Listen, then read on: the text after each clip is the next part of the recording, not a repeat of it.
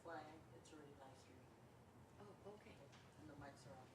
Oh, Not that we're saying anything, but just in case. yeah, no, it's nice to know. Same questions of the or site administrator, that's what I'm saying.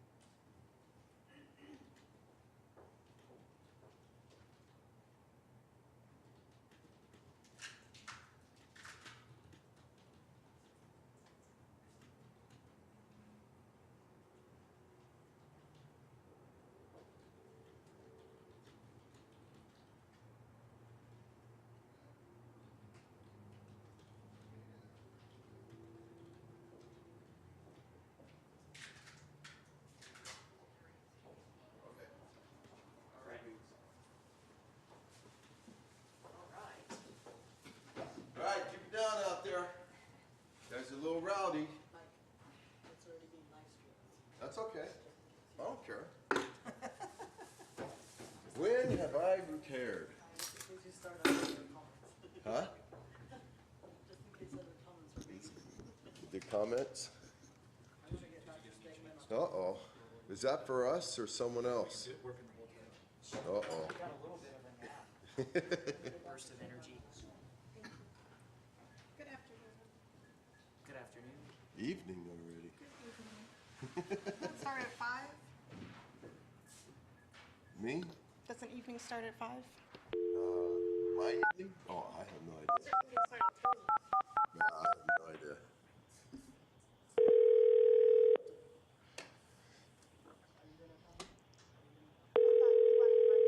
Is Dave there? Dave who? Nobody remembers that one? Hello? Hi, Dr. Stegman. We'd like to start the meeting. Okay, is everyone there? Everybody except Ms. Grijalva, so we have a quorum. Great. Okay, and you can hear me all right, apparently. Yes. And Ms. Grijalva is in a meeting, and she said to, what was her message here? No, I'm saying but you can hear me all right? Yes, but I would like to say that she's in a mandatory training and that she will be here as soon as she can. Well, I'm sorry, I'm having trouble hearing. Okay, we can hear you. You can begin the meeting. Oh, your microphone. Oh, your microphone's not. There you go. Oh, I'm sorry, Dr. Stegman. My microphone was not on. Okay. So, all right, so then we can call the meeting to order?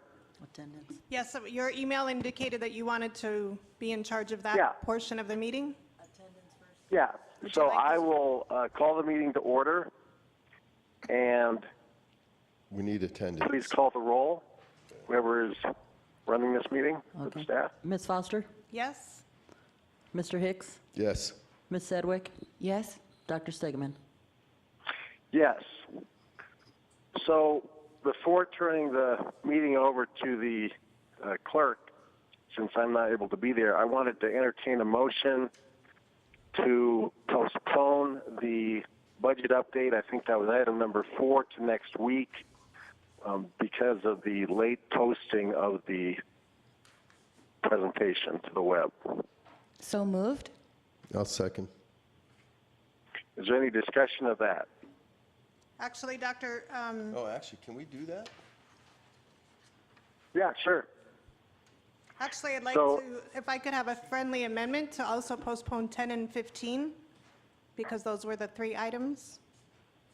Okay, well, I am not looking at the agenda at the moment, which is my error. Sorry about that. What are 10 and 15? Can you remind me? That was the preschool programs overview and the Edgenuity effectiveness. Those are the 3 items that we emailed about not being posted as you had preferred. And so I would let's just treat those all 3 equally.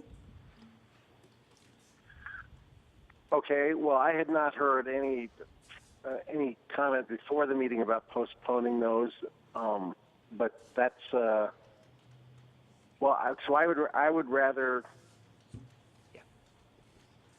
Dr. Trujillo, did Dr. Trujillo have a comment on that additional suggestion? Yes, two comments.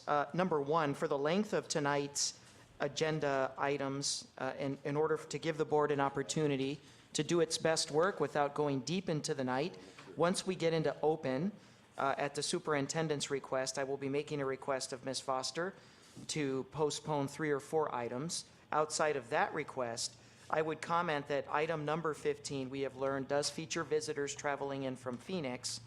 So in accordance with the recommendation based off of policy, I would request on this item that we go ahead and proceed with the presentation, the staff presentation this evening, in observance of the presence of guests. That would be my recommendation. And the other one Ms. Foster mentioned was number 10. This is the preschool program overview. What's your view on that, Dr. Trujillo? The preschool program overview, to my understanding, has been posted for several days. We just identified some typographical errors in this morning's presentation and had to have it reposted. But it has been on the web since Thursday, but typos, we try to review those things as thoroughly as possible. We lost track of a couple of typos, had them corrected, and had it reposted. Dr. Trujillo? Wait, I'm sorry, this is awkward, which is one reason I won't be doing this for much longer. Ms. Foster? Dr. What did you want Trujillo, so all of the information that was posted originally is still posted after Dr. Stegman asked that information be taken off the web for item 10? I believe that item 10 is still originally posted with the errors because we didn't want to deviate from what the direction was. In terms of, even if we catch errors, it appears that in accordance with policy, we shouldn't be reposting information.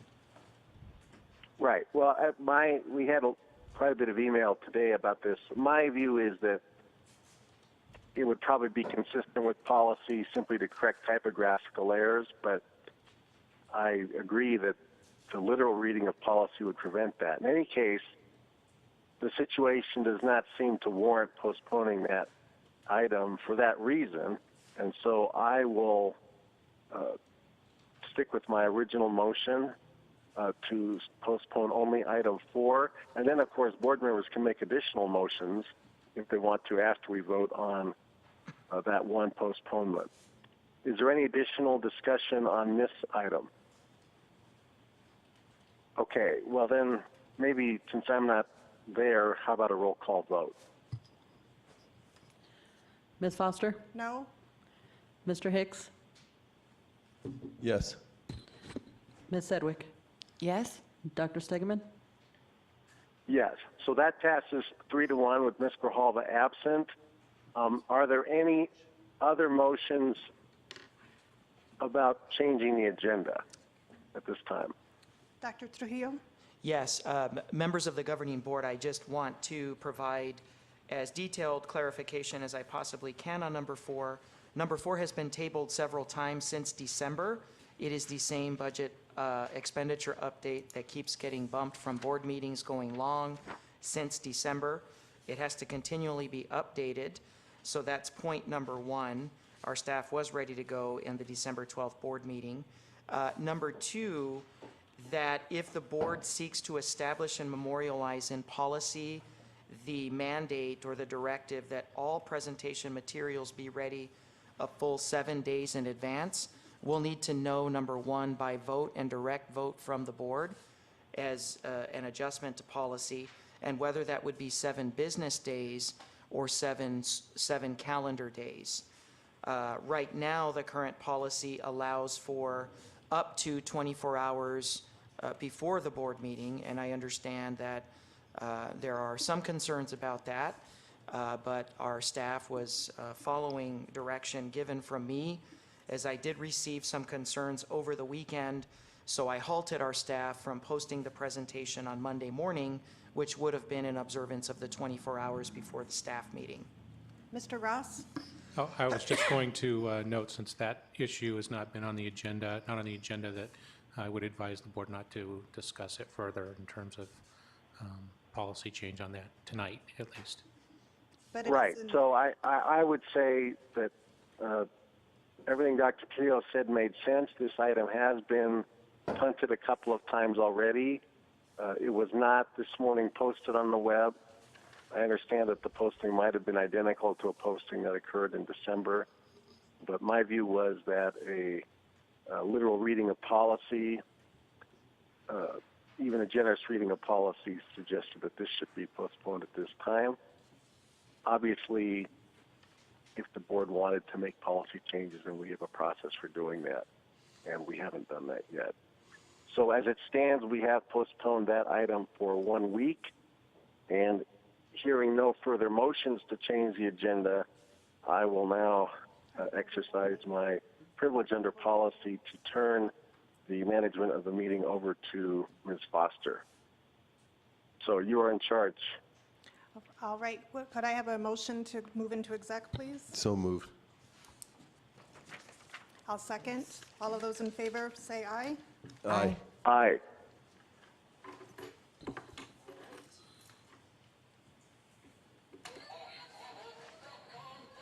we go. Did the parents, were the parents here, Rob? Okay.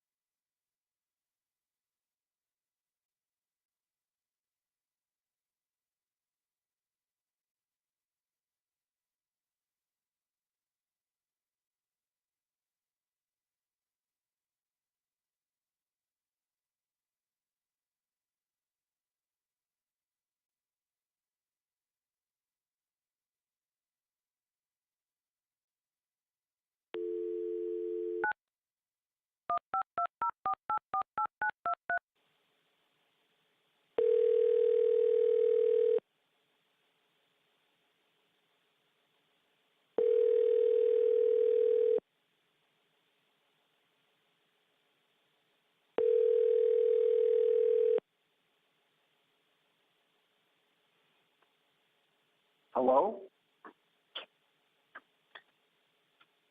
Hello? Dr. Stegman? Hello?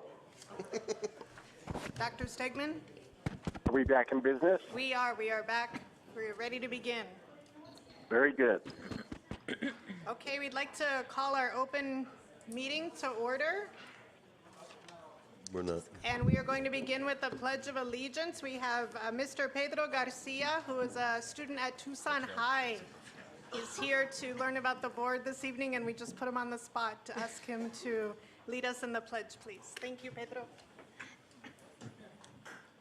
I pledge allegiance to the flag of the United States of America and to the republic for which it stands, one nation, under God, indivisible, with liberty and justice for all. All right, before we begin this evening, Dr. Stegman is not in Tucson. It is spring break for the U of A, so he is joining us over the phone. And so I have the pleasure of leading our board meeting this evening as your board clerk. And I would like to, before we begin, if I could entertain a motion to move items 8, 9, and 15 I'll move. after the board member activity reports. We have visitors here, and I know there's a lot of interest in item 8 and 9. So if we could do number 2, 3, then 8, 9, 15, and then the rest of the agenda? Will that work, Mr. Hicks? Yes. Do I have a second? I'll second. Okay, all those in favor? Aye. Aye. Aye. Okay, and so I will start Dr. Trujillo with the superintendent's report.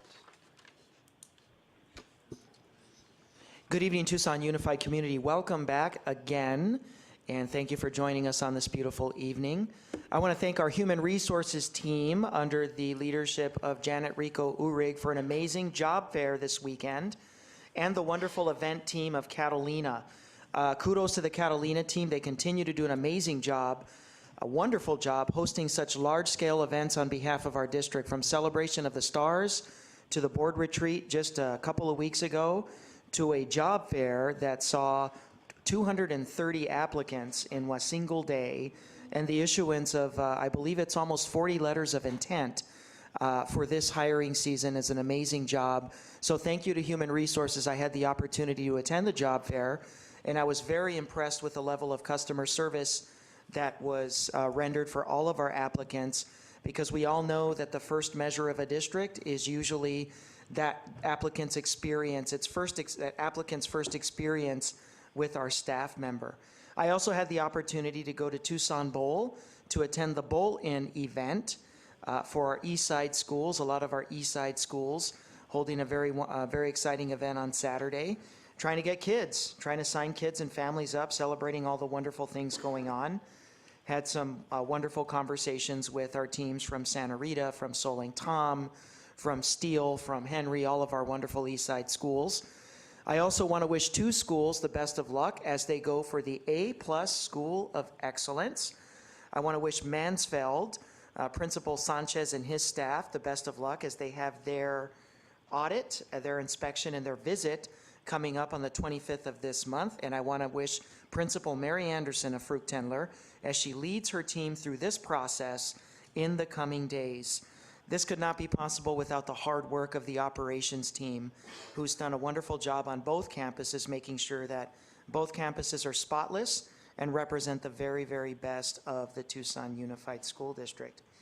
This evening, we're excited to present to the community our information on crisis and emergency response readiness, not just in the case of school intruders or shooters, but in any emergency situation, whether they be explosions, whether they be accidents, whether they be crisis situations inside of a classroom. Our number one concern is making sure that all of our community members and all of our students feel safe and secure. As an extension of tonight's presentation, we've also scheduled 2 citywide forums. The first one taking place Wednesday night, that's tomorrow evening at Choya, in the Choya Auditorium at 6 p.m., where we will have a panel discussion and a town hall style event where members of the community and families can pose questions to any of the panelists. I will be in attendance, as well as members of the Metropolitan Education Committee, the Mayor's Office, Tucson Police Department, and Pima County Superintendent's Office, as well as the Pima County Sheriff's Office. We will have a forum for the East Side at Saguaro starting at 6 p.m. on Monday, March 12th. Same representatives, and we've received confirmation that the mayor will be in attendance at our East Side Forum on March 12th. Though we remember that the events in Florida have shocked and horrified us all, we know that primarily our number one job is to take care of our students, but we should never forget that tragedies like Columbine or Paducah, Kentucky, or Sandy Hook, or Florida, or Virginia Tech, or even going back to 1966, when Charles Whitman climbed into the bell tower and opened fire on hundreds of innocent bystanders at the University of Texas, that this violence doesn't discriminate, and staff members have been lost. This is about our employees as well. And though we honor our students and we honor the student activism, we also want to make a commitment to our employees who come to work every single day, and they are people's sons and daughters and their mothers and fathers themselves. So it's everybody in our school community that we're charged to protect, and that we're proud to make that commitment and continue that commitment to you tonight and through these forums coming up. Thank you, Clerk Foster. That concludes my report. Thank you. Board member activity reports. Mr. Hicks? Well, I guess,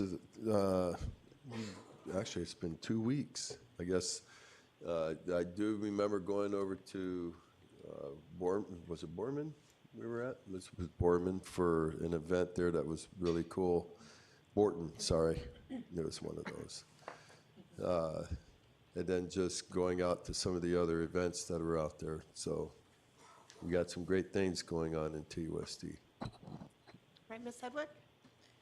Sure. I've also continue visiting the schools, checking everything out. It's always a pleasure. And I just want to remind you that I'm going to host a little sit and chat on March 10, and it will be downtown at Maynard's at noon. And this weekend, I will actually be, Ms. Foster will actually be joining me at Maynard's. So I hope that a number of you will come down and join us and chit chat with us about TUSD. Thank you. Ms. Grijalva? Yes, I've had the opportunity to read in a few schools. Wheeler, C.E. Rose, Carrillo, Cavett, Robertson, Booth, Fickett, McCorkle, Borton, Johnson, Hollinger, Leonard Guides, and Pueblo Gardens, and attended a Love of Literacy luncheon, which is a fundraiser for Make Way for Books, where I saw many principals and teachers and Mr. Alvarez. So it was nice to look out and see a lot of friendly faces that are all supporting literacy. And I attended the girls' basketball game for Pueblo High School, and those young ladies became the 2018 runner-up state champs. So they did an amazing job. And I also visited Miss Bernal's class at Pueblo High School. They had some students who wanted to interview, and so I had the opportunity to go in there to interview with some pretty amazing and insightful young people. So it's been a good month. One of our CR teachers. Yes. Yes. Dr. Stegman? I'll just say that I think the board retreat went well. I'm glad we did it. And I hope that it is the beginning, not the end of the process. All right, and I also had the opportunity to read for Love of Reading at Johnson, Kelland, and McCorkle. I went to the Save Our Schools event on Valentine's Day, had a number. I want to thank our Rincon staff for last minute. I don't know if you remember, but it was a rainy day, and last minute it was supposed to be a big event outside, and everybody changed and made it happen for us. And so thank you for that. I'm honored to stand with supporters of public education in our community. I went to our Pima collaborative meeting where school board members and superintendents across Pima County come together. We learned a lot of legislative information about where we are in the legislative session this year. Went to Rincon High School's Ethics Club Entrepreneurial Fair, and that was very informative. Hollinger, I visited their dual language program, and I'm such a fan of dual language, and I'm so honored of the work that we've done here in our district to keep that alive. Went to the League of Women Voters breakfast, looking at health and our students of poverty in Pima County. Very, very informative. Such important for all of the stakeholders within our community that take care of our children in need, hear each other and learn what we're all doing. That was really important. And then I met with Dr. Trujillo to plan for our meeting, for our one-on-one. All right, Dr. Hicks. No, Dr. Hicks, okay. Yeah, there you go. Dr. whatever. I did also want to mention that Ms. Grijalva and I will be at the forum tomorrow at Choya. It's at 5:30. Is it 5:30 at Choya? Well, no, it starts at 6. It's at 6, but the two of you we'll will be there, early. right. We'll be there early. So just to kind of add a little info, at the retreat, Mr. Pickett, the facilitator, suggested that board members pair up to hear from community members. So if anyone would like to speak to Mr. Hicks and I, will be right next to each other. So you can talk to both of us at one time. And that's why I'm joining Ms. Sedgwick's event on Saturday. Yes, Mr. Dr. Trujillo. Now I got all my misters and doctors confused. So I'm that new to this. leaves- Dr. Trujillo. So that leaves our board president and I as the last pair that will follow through in observance of Dr. Stegeman's vacation week and his heavy workload at the U of A. I wanted to give him the week off, but certainly him and I will be coordinating our dual effort to connect with our community coming up soon. Absolutely. All right, and before we begin, we do not have a call to the audience this evening because we have no action items. None of us will be taking a vote this evening. This is a pure information meeting. And so with that, we have many informational items on the agenda. And I would just like to tell my fellow board members my goal this evening. 8 o'clock? Oh, well, I was going to say 9, but I think if we can keep to a limit on each agenda item, and I know we can talk and talk and talk, I do want to say that next week, our next meeting, we will have an action item when it comes to school safety.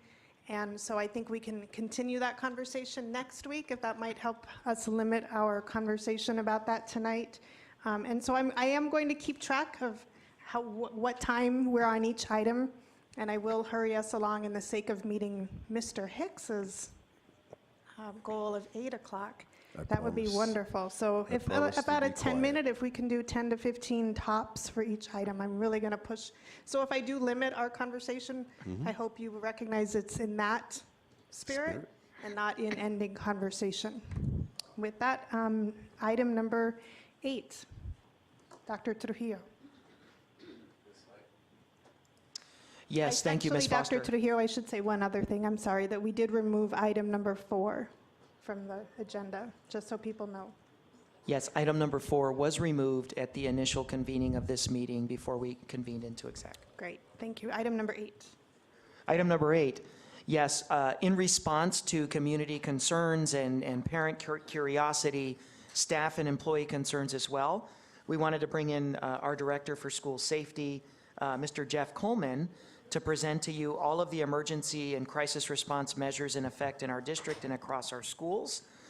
Please understand, community, that as a general practice that's in the best interest of the employees and the students that we're charged with keeping safe, this will be an executive overview. Obviously, we don't want to get too much up into the details. We certainly don't want bad-intentioned folks out there playing off of this information. And Mr. Coleman, as we've reviewed in this morning, a 10 to 15-minute time limit would be greatly appreciated. I will do my very best, sir.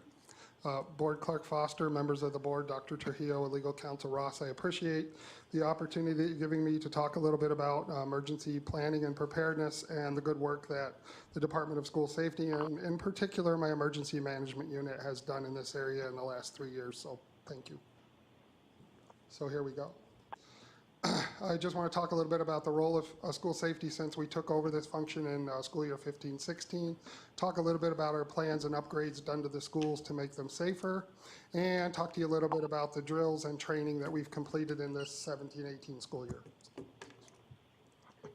Here we go. As I said, 15-16, we took it over. That emergency management unit that I spoke of so highly is 2 uniformed and armed security officers. That is all they do is emergency planning and response, working with the schools, doing drills, working on their plans, training the staff. They don't have any other function. So one of them is east of Alvernon, one's west of Alvernon. One of them's actually back here tonight working the door, doing a little extra duty. So Donnie Cartrat. So. As I said, they support the schools during drills and actual events, and they have the full weight of the rest of the members of school safety helping them out with that. And one of the things that they use is our emergency response trailer, which we got through a grant from ADE, that's a picture of it there, that we have enough equipment in to sustain ourselves doing a reunification or an evacuation with a few hundred students at a park or anywhere where we don't have any kind of other support. We have tents and cots and generator, things like that, so that we can operate. And as I said, reunify, which is where we would get the students back to their parents in an organized fashion, and I'll talk more about that in a few minutes. So, plans. All the schools have an updated and personalized emergency plan. It's based on the ADE template. We have made some changes to it, kind of customized it a little bit, which is pretty common around the state because I travel and do this stuff. So we're not alone in that area, but it's based on that.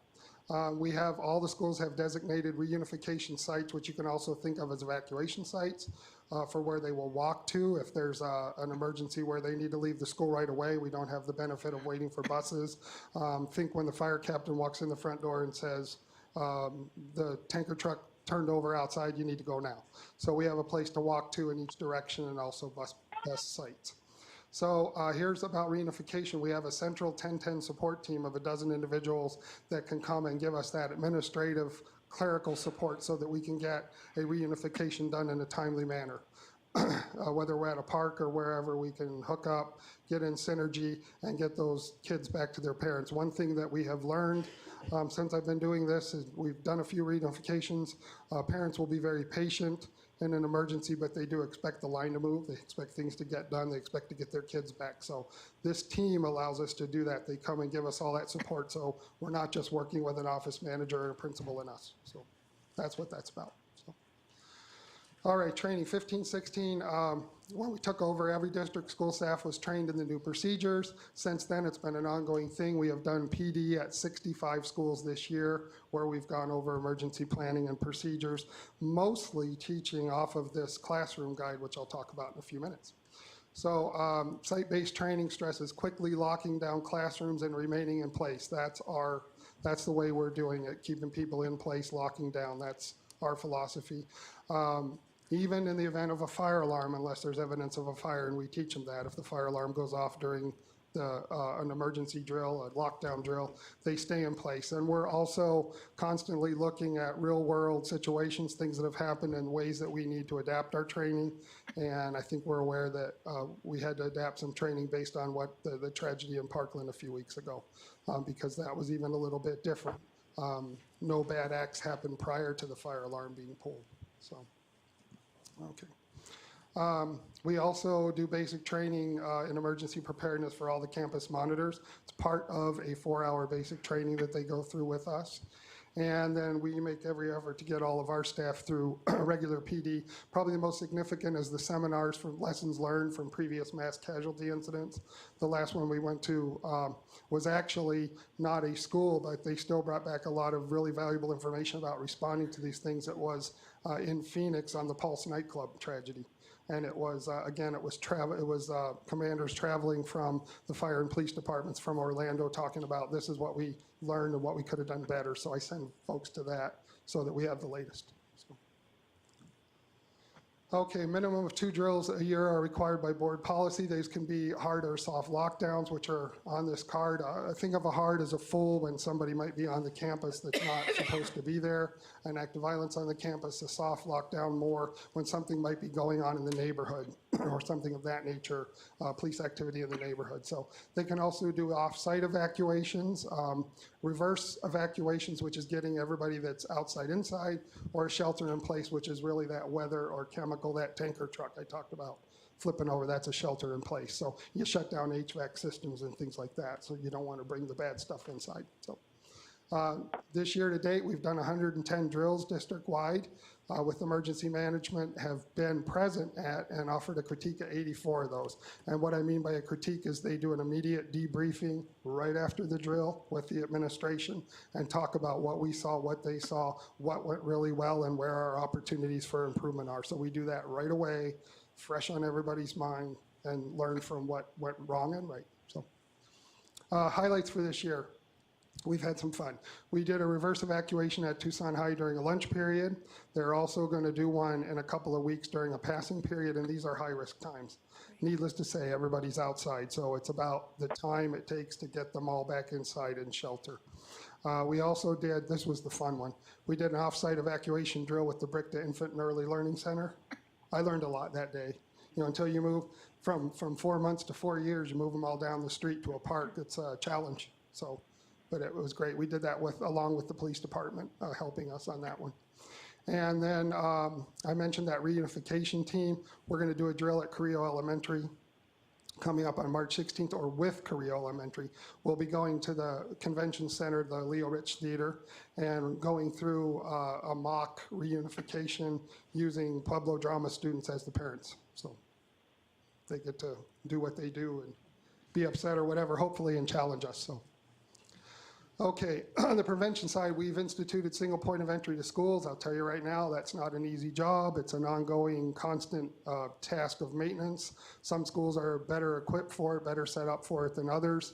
The one we just recently did a hard look at was Linear Keys Elementary, because we found through, brought to our attention that there were still some deficiencies in fencing, and they're also one of the sites that still need a front door lock and camera system, and I'll talk about the schools that have that, but that was one of the ones we just recently reevaluated. So we have access control systems at 31 sites. What does that mean? That means at least 4 doors on the school exterior doors are controlled remotely, and you can push a lockdown button and those doors will automatically lock for security.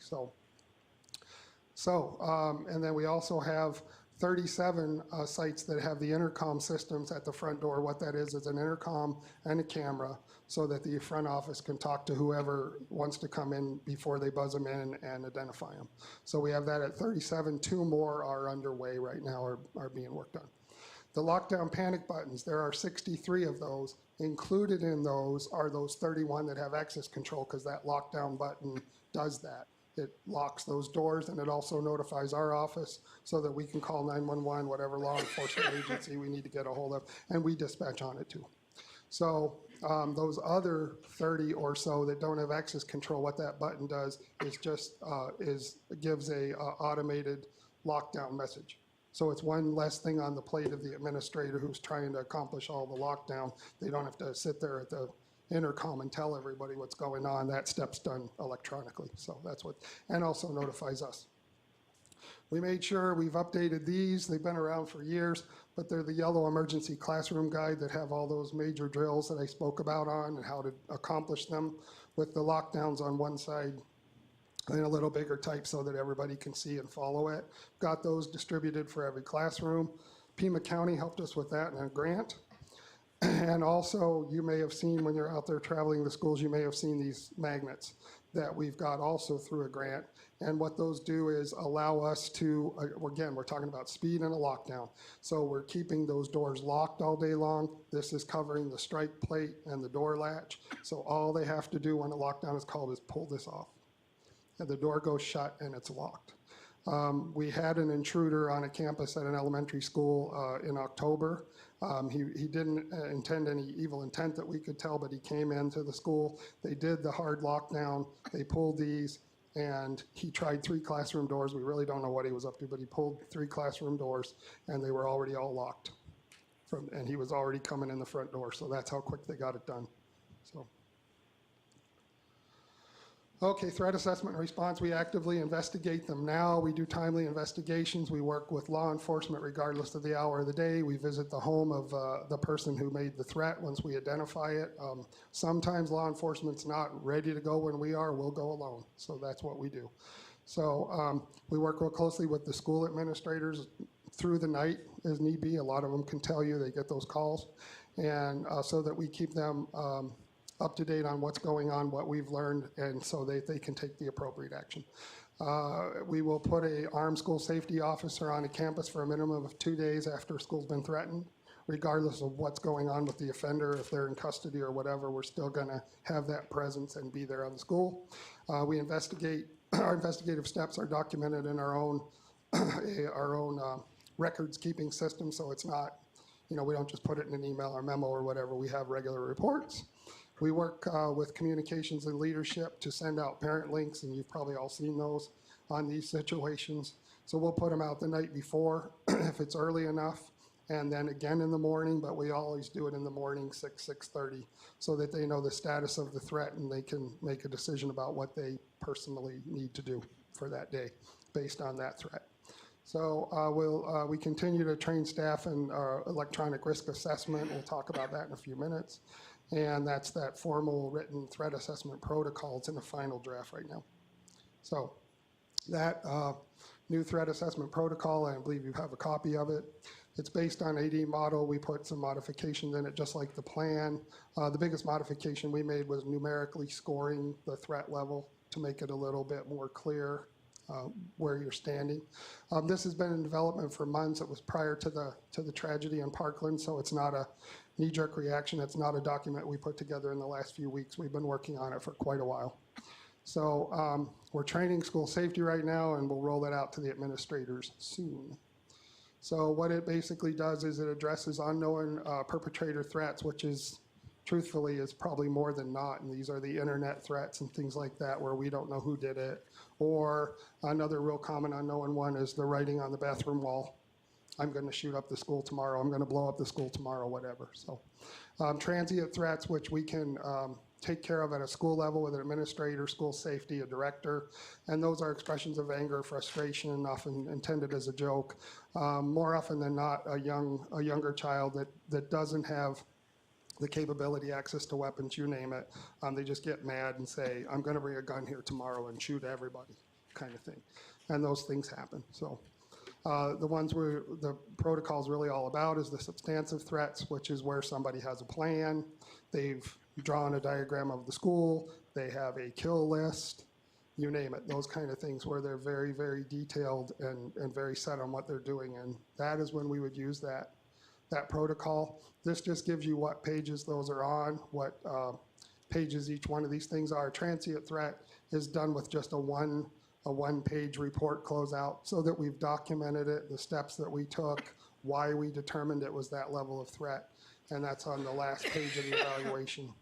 And then, as you can see, the full assessment where you put together a team at the school might include a counselor, an administrator, a school safety officer, you name it, to evaluate that threat. All that is in there too, and the steps that they go through. That's a 5-step process with 11 key questions, and those are things like, you saw it, but those are things like, do they have access to weapons? Have they shown propensity to anger, which was one of the big issues in the Parkland thing? How many times had the police been to his house? So.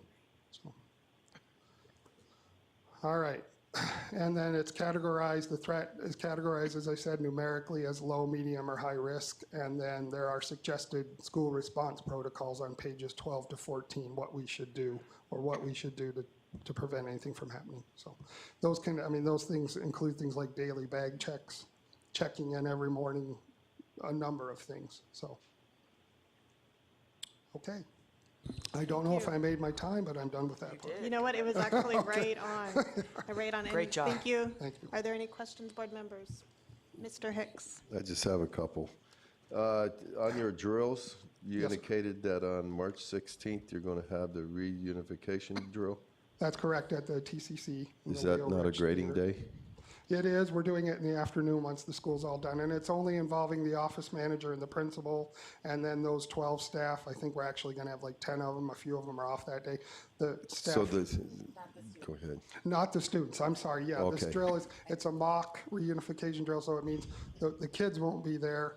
We'll be using, there'll basically be pieces of paper As to they're- identify those okay. kids, and then those drama students will be the ones that are acting as the parents. I'm here to get little Billy, and we say, well, it'll be just a minute, and they say, I don't have a minute. And Okay, cool. Yeah. The other thing is in regards to the single point of entrance. yes, sir. I've been to several schools where parents have been pretty irate that they can't just come into the school. They have to come in through the front. So Yeah. just so you know, I told some staff that if a parent gets that irate and they want to talk to somebody, have them give me a call.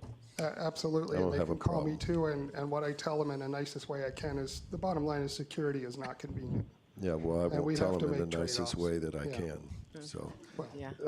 The other thing is, I've gotten several complaints, just so you know, at Dietz. Apparently, they have a neighbor who trolls around there. Have you been notified of that? I'm not sure, like just Patrols or walking around the No, fence, trolls. or Trolls with a T. trying to talk to kids, or what? Looks for things. No, I think it's giving, I'm not sure exactly what it is, but I'll look maybe- into it. Okay. I'll hook up with the principal and I'll find out. Could be one of my folks are in the loop on it and I'm not, so, but I'll find out. Okay, Ms. but Grijalva. apparently it's one of the neighbors who's had issues Issues with the school, okay. or with the kids, or I don't know. I will Just thought I'd definitely.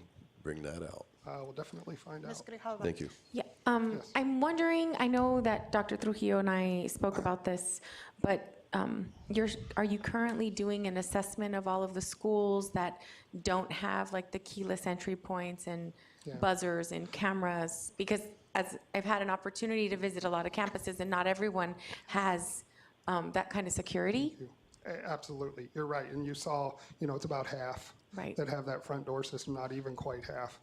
We need it on all of them. We did a threat assessment of all the schools when we took over this function, 15, 16, so we're still operating under that unless we have a particular thing to look at, and they have used that, facilities has used that for their priority in getting these systems in as they have done it. But that is always such a dicey area, because if you ask me, they're all equally important. Right. I can't say one is more important than the other. We can say, well, they have lower fences, people might be able to climb them easier and not be noticed and things like that. Sure, but we need that system on all So of these. is there a priority of like elementary, like younger first, or is it just, can you get us some of that information, and also what the sure. cost out would be? Because I do absolutely. think that this board has set some priorities as far as what we're going to be spending any funds on, and I would be willing to work with Dr. Trujillo to look at some of the commitments that we've made, because I do think that this is of the highest priority that we have. We absolutely can do that. As I said, they're called A-phone systems. That's the front door lock and the camera system. We're in the process of putting two right now. We're working with the same vendor that did the access control. We have the price. Right. The price is the price, so sure, Okay, great, thank you you. bet we can. And I have a question about, because we've spoken, because people have brought Yeah.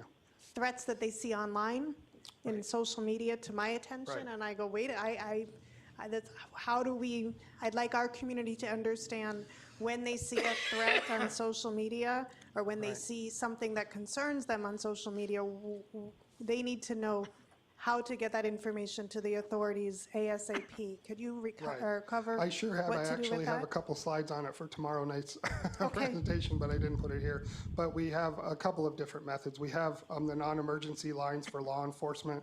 If they don't feel like they need to call the emergency line, but they always can call 911, they'll get it to the right people and they'll get it to the right agency.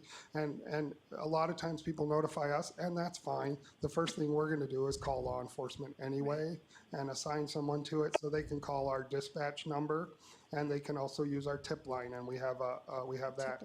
We have a linked and also a recorded line if you're more comfortable telling us about it, that we check every day. So, And my suggestion, Dr. Trujillo, is it possible to have that tip line and that phone number on the landing page for our website? Because I think it's, when you are in an urgent, I need to report this right now, and then I have to navigate the Look around. website to find that information. That can be frustrating. Maybe we could have that information very, very accessible to our community. With Dr. Trujillo. Yes, we can certainly make that happen. And the second part of my request to speak is to thank Mr. Coleman. I want the community to rest assured, this is not some school security employee. This is a 30-year veteran of the Tucson Police Department who left as a lieutenant. He knows this stuff. He knows this business. He's got a passion for school safety. He sits on several commissions, represents us statewide, and I think he does an amazing job. So I want to thank you for putting Thank this you. information together. I appreciate it. Thank you. Thank you. Before we move forward, Dr. Stegman?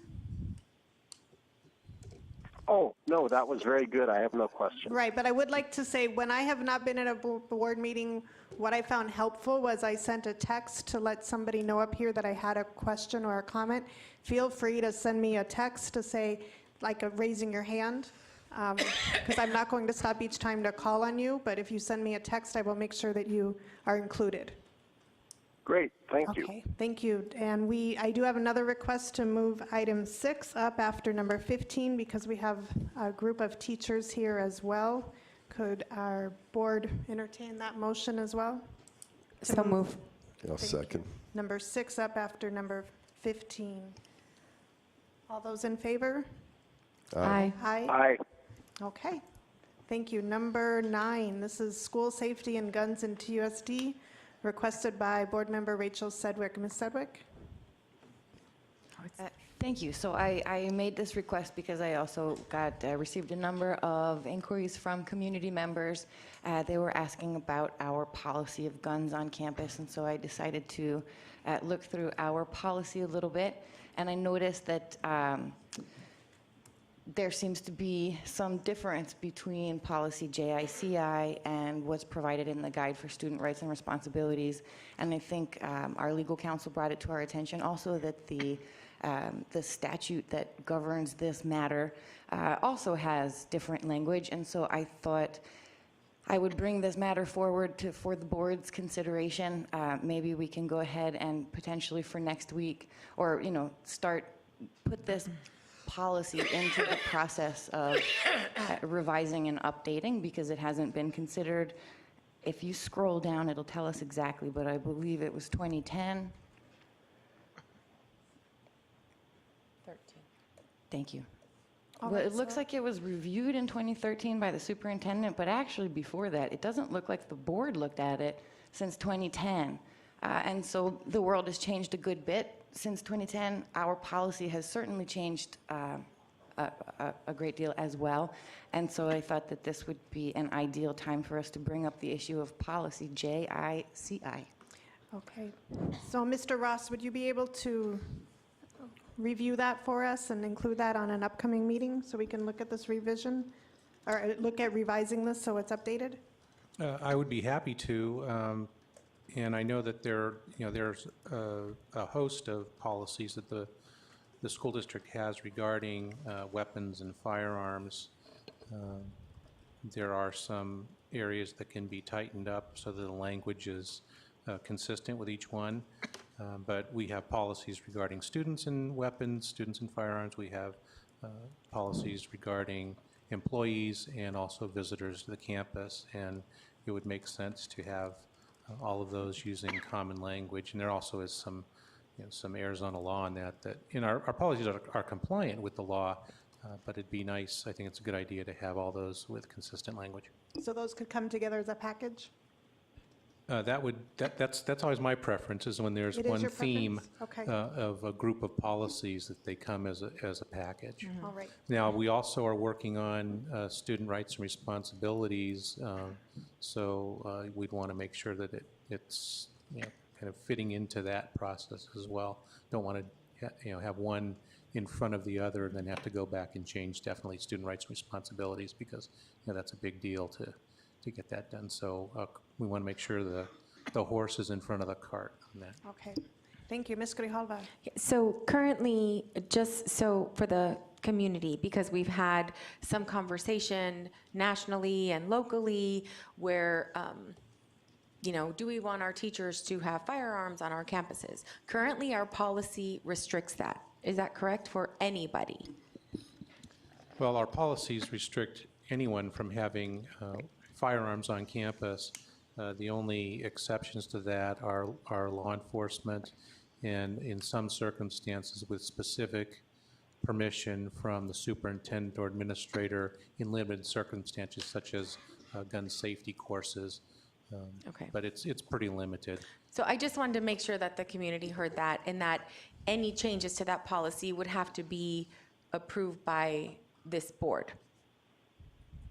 Correct? Since they are board policy, yes, it would be a board Okay. decision to change them. Okay. Ms. Sedgwick? And I do just wanted to, I forgot to mention that it is my intention, and I do hope that the board, that we will end up having a discussion. Under Arizona law, it's very, very clear that if a student brings a gun onto a school campus, this board has the permission, the school can expel the child. Of course, they'll have their due process rights, that's not a question. Our policy is not that clear, and so it was partly my intention to really make very clear to our community that students are not under any circumstance permitted to bring a gun or a weapon onto campus, unless, of course, as Mr. Robb just indicated, that the superintendent has given an excuse, and that, as far as I know, has not happened. I can't imagine a reason for it to happen. It would have to be exceedingly compelling.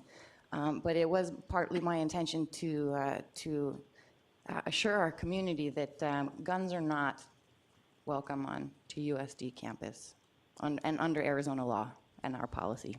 Thanks. All right. All right, thank you very much. And we are on to information item number 15, Dr. Trujillo. Yes, Clerk Foster, members of the governing board, I want to welcome back our guest from Ingenuity. And as a follow-up to an earlier board request from the fall, a great question was asked: what specific effects on academic achievement does Ingenuity have? And what does Ingenuity look like across the state in districts that are size and when it's used with similar demographics of students, as well as an update on current usage rates, course completion rates, and the current course's level of rigor as they've been aligned to Arizona College and Career Readiness Standards. I'll turn it over to Mr. Munger, our Director for High Schools, and our Coordinator for Guidance Counseling, Mrs. Tamara Hilly. Thank you, Dr. Trujillo. Governing board members, legal counsel, thank you for the opportunity to present this evening. As a follow-up to our November 2017 presentation on Edgenuity's expansion into TUSD, I've presented some additional information for you with the assistance of Edgenuity's representatives here. We have Spencer Kirshner and Monica Gilfillan, who have traveled down from Phoenix to help present, and they have been instrumental in gathering the data that we see in comparison, not just from 2016-17, but how our students have progressed for 2018 for fall semester. So first of all, just to assure you what an Edgenuity classroom looks like in TUSD that may distinguish it from other sites in other districts. First of all, every classroom is staffed by a certified teacher, meaning that students who have the Edgenuity courses embedded in their school day are sitting with a teacher in a classroom who is constantly engaged in the following checks and or activities. First of all, progress monitoring, meaning that they are working with students to look at how they are progressing in their completion of the required modules before they take any tests and or final exams. If there is a lack of progress, then they are working with those students in a one-on-one setting in that classroom to move them along and offer any assistance that may be necessary to help them progress in the module. And if that continues to occur, then obviously they are then working with the parents.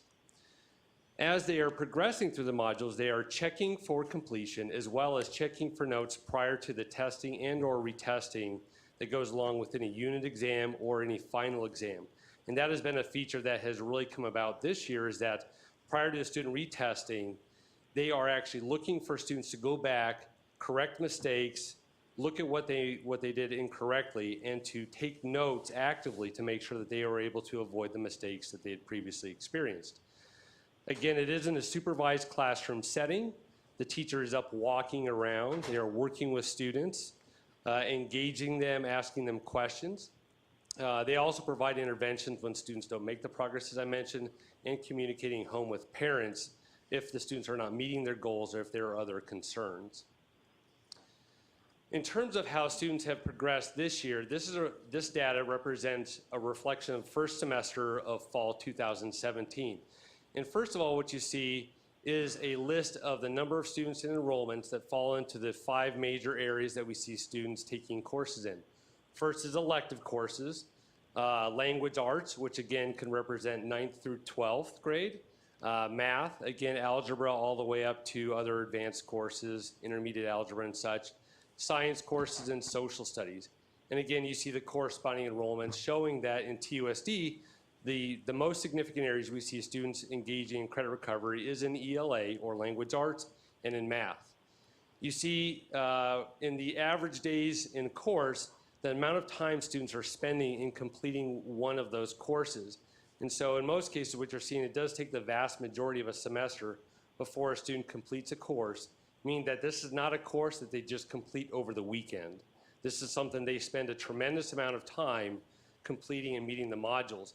In fact, it has been heard that with the language arts classes, those are among the toughest of any courses students have taken or experienced in any setting. It shows the average progress, and it shows the average overall grade, which is consistent with a traditional bell curve. And then the number of completions, as well as the completion rate.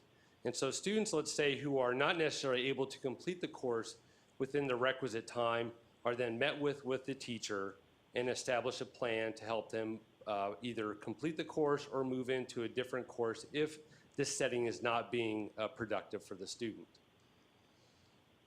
What you see then is a representation of both the information I just presented as well as all of last year for the annual credit recovery. And again, a distinguishing difference between the two is that last year, these Edgenuity courses were only available in the select comprehensive high schools, as well as through Agave, whereas this year, Edgenuity credit recovery is embedded into the classroom day, the academic day, in every high school in TUSD.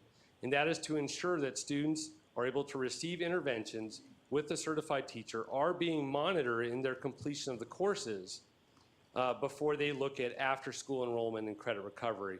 And then even in those instances, before we move into enrollment in an after-school credit recovery, we are meeting with, or they are meeting with the teacher as well as the counselor to monitor that and look for opportunities to embed that in their school day. What you see then is a little bit more of the data distilled is the current overview of courses taken in credit recovery for 2016-17. It shows the actual number of enrollments in all of 2016-17 and compared against fall 2018. And so there has been a significant increase in enrollment in credit recovery embedded in the school day, which is what we'd like to see, because that means rather than having students leave their school to go to an outside school, charter or otherwise, where we cannot necessarily control the academic rigor of the course, and then having them return under the pretenses of being credit current and sort of ready to go to move into the next level, we are able to prevent those students from leaving our schools, provide them with credit recovery opportunities in the school day, as well as provide interventions in the form of a certified teacher in the classroom. One of the other pieces that we looked at specifically was how do TUSD students' performances compare against students across the state?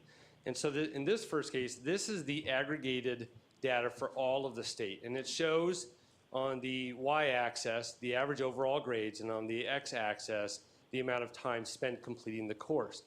And so just to sort of clarify the difference between Tucson Unified School District versus Tucson Unified School District SIS, the first in the blue line is what is embedded into the actual day at our comprehensive schools, whereas the orange line is really Agave because that is a standalone area. And then you see in the green line the state averages. What you are seeing is that on par, given the same amount of time, pretty much we're seeing all students completing at the same rate, about 75% overall grade, and that is consistent with what we see across the state. And in this case, I'd like to invite any one of the Edgenuity representatives here to further clarify on that, or if they feel I'm sufficient.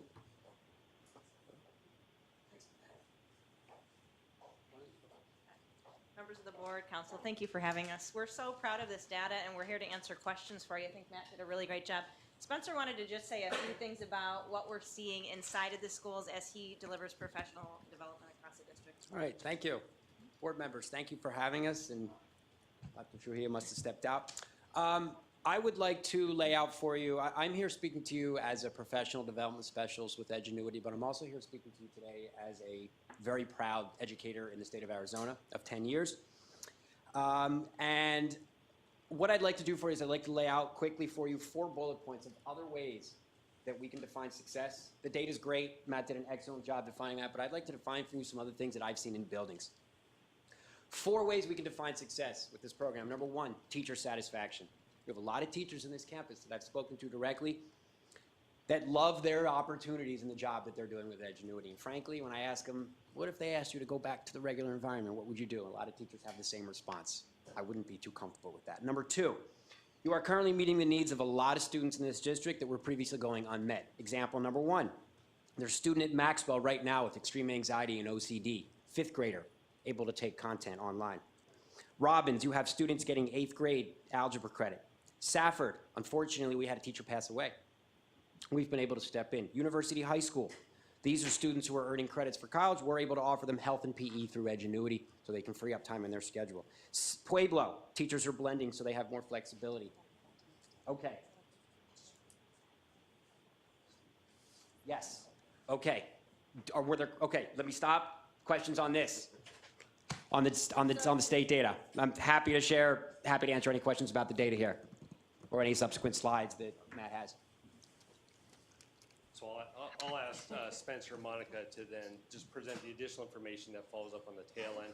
But in terms of any questions about the data that comes from across the state, if there are any questions you had, then this would be the opportunity. So, all right, I will go ahead and continue, and then we'll, no, absolutely not, sorry.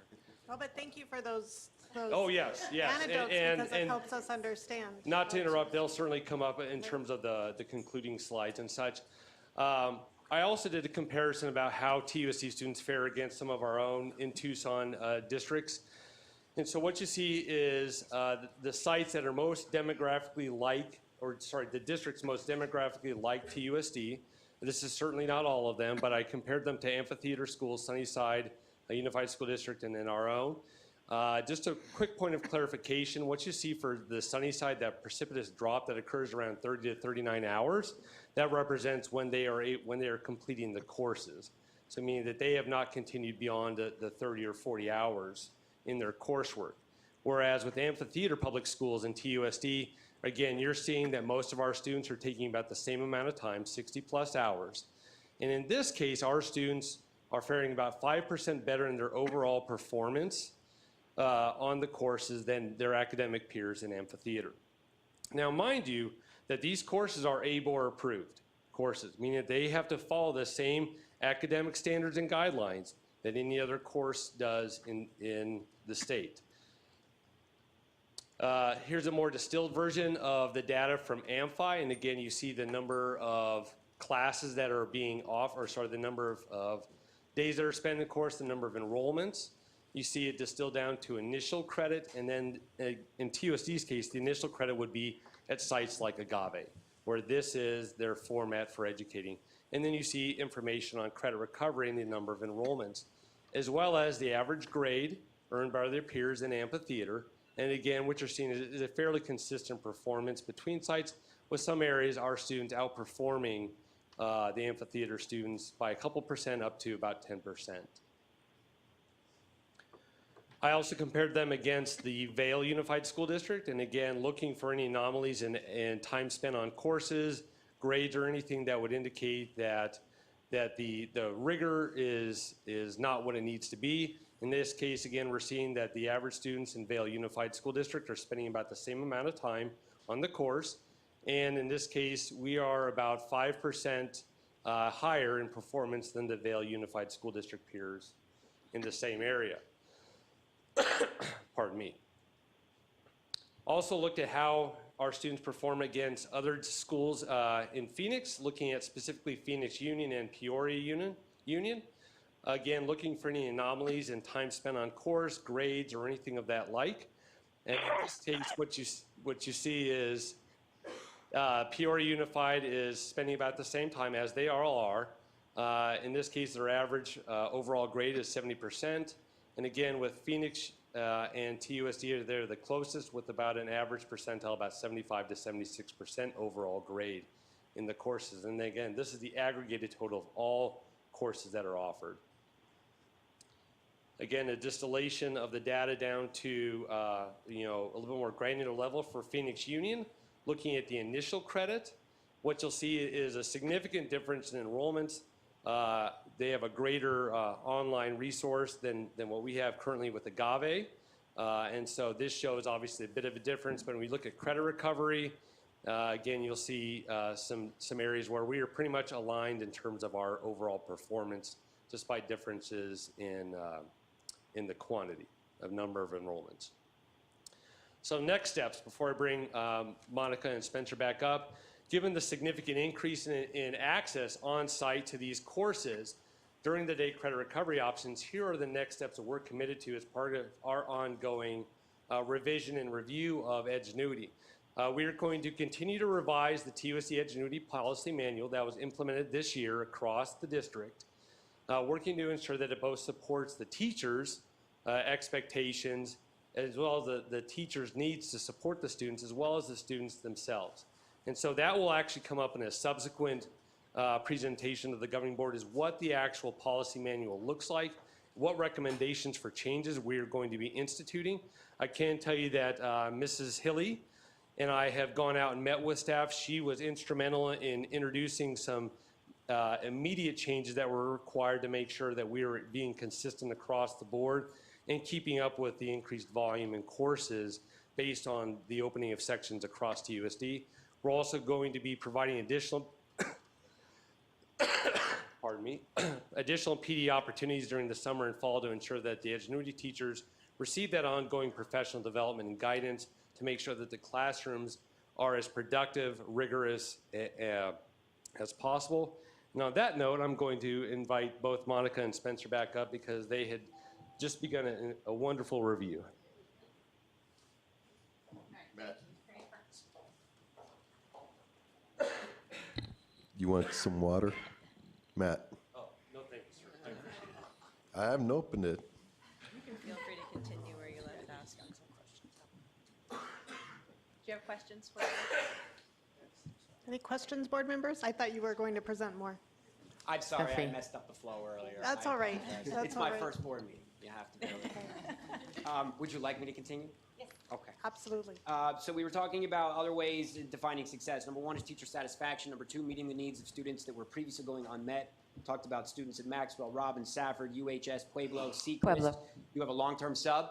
Edgenuity is giving that long-term sub a chance at success. When you come in middle of the year, I've done it as a classroom teacher, it's very difficult. And at McGee, we're giving students exposure to tech-enhanced technology items.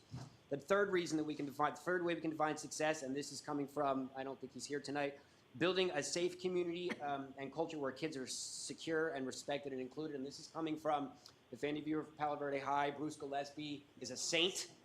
Right? Bruce Gillespie is the man, and he probably has one of the warmest environments that I have visited as a classroom teacher. And Bruce has done an amazing job, and this is his quote. He provides a part of a culture for students to feel safe and secure in my classroom.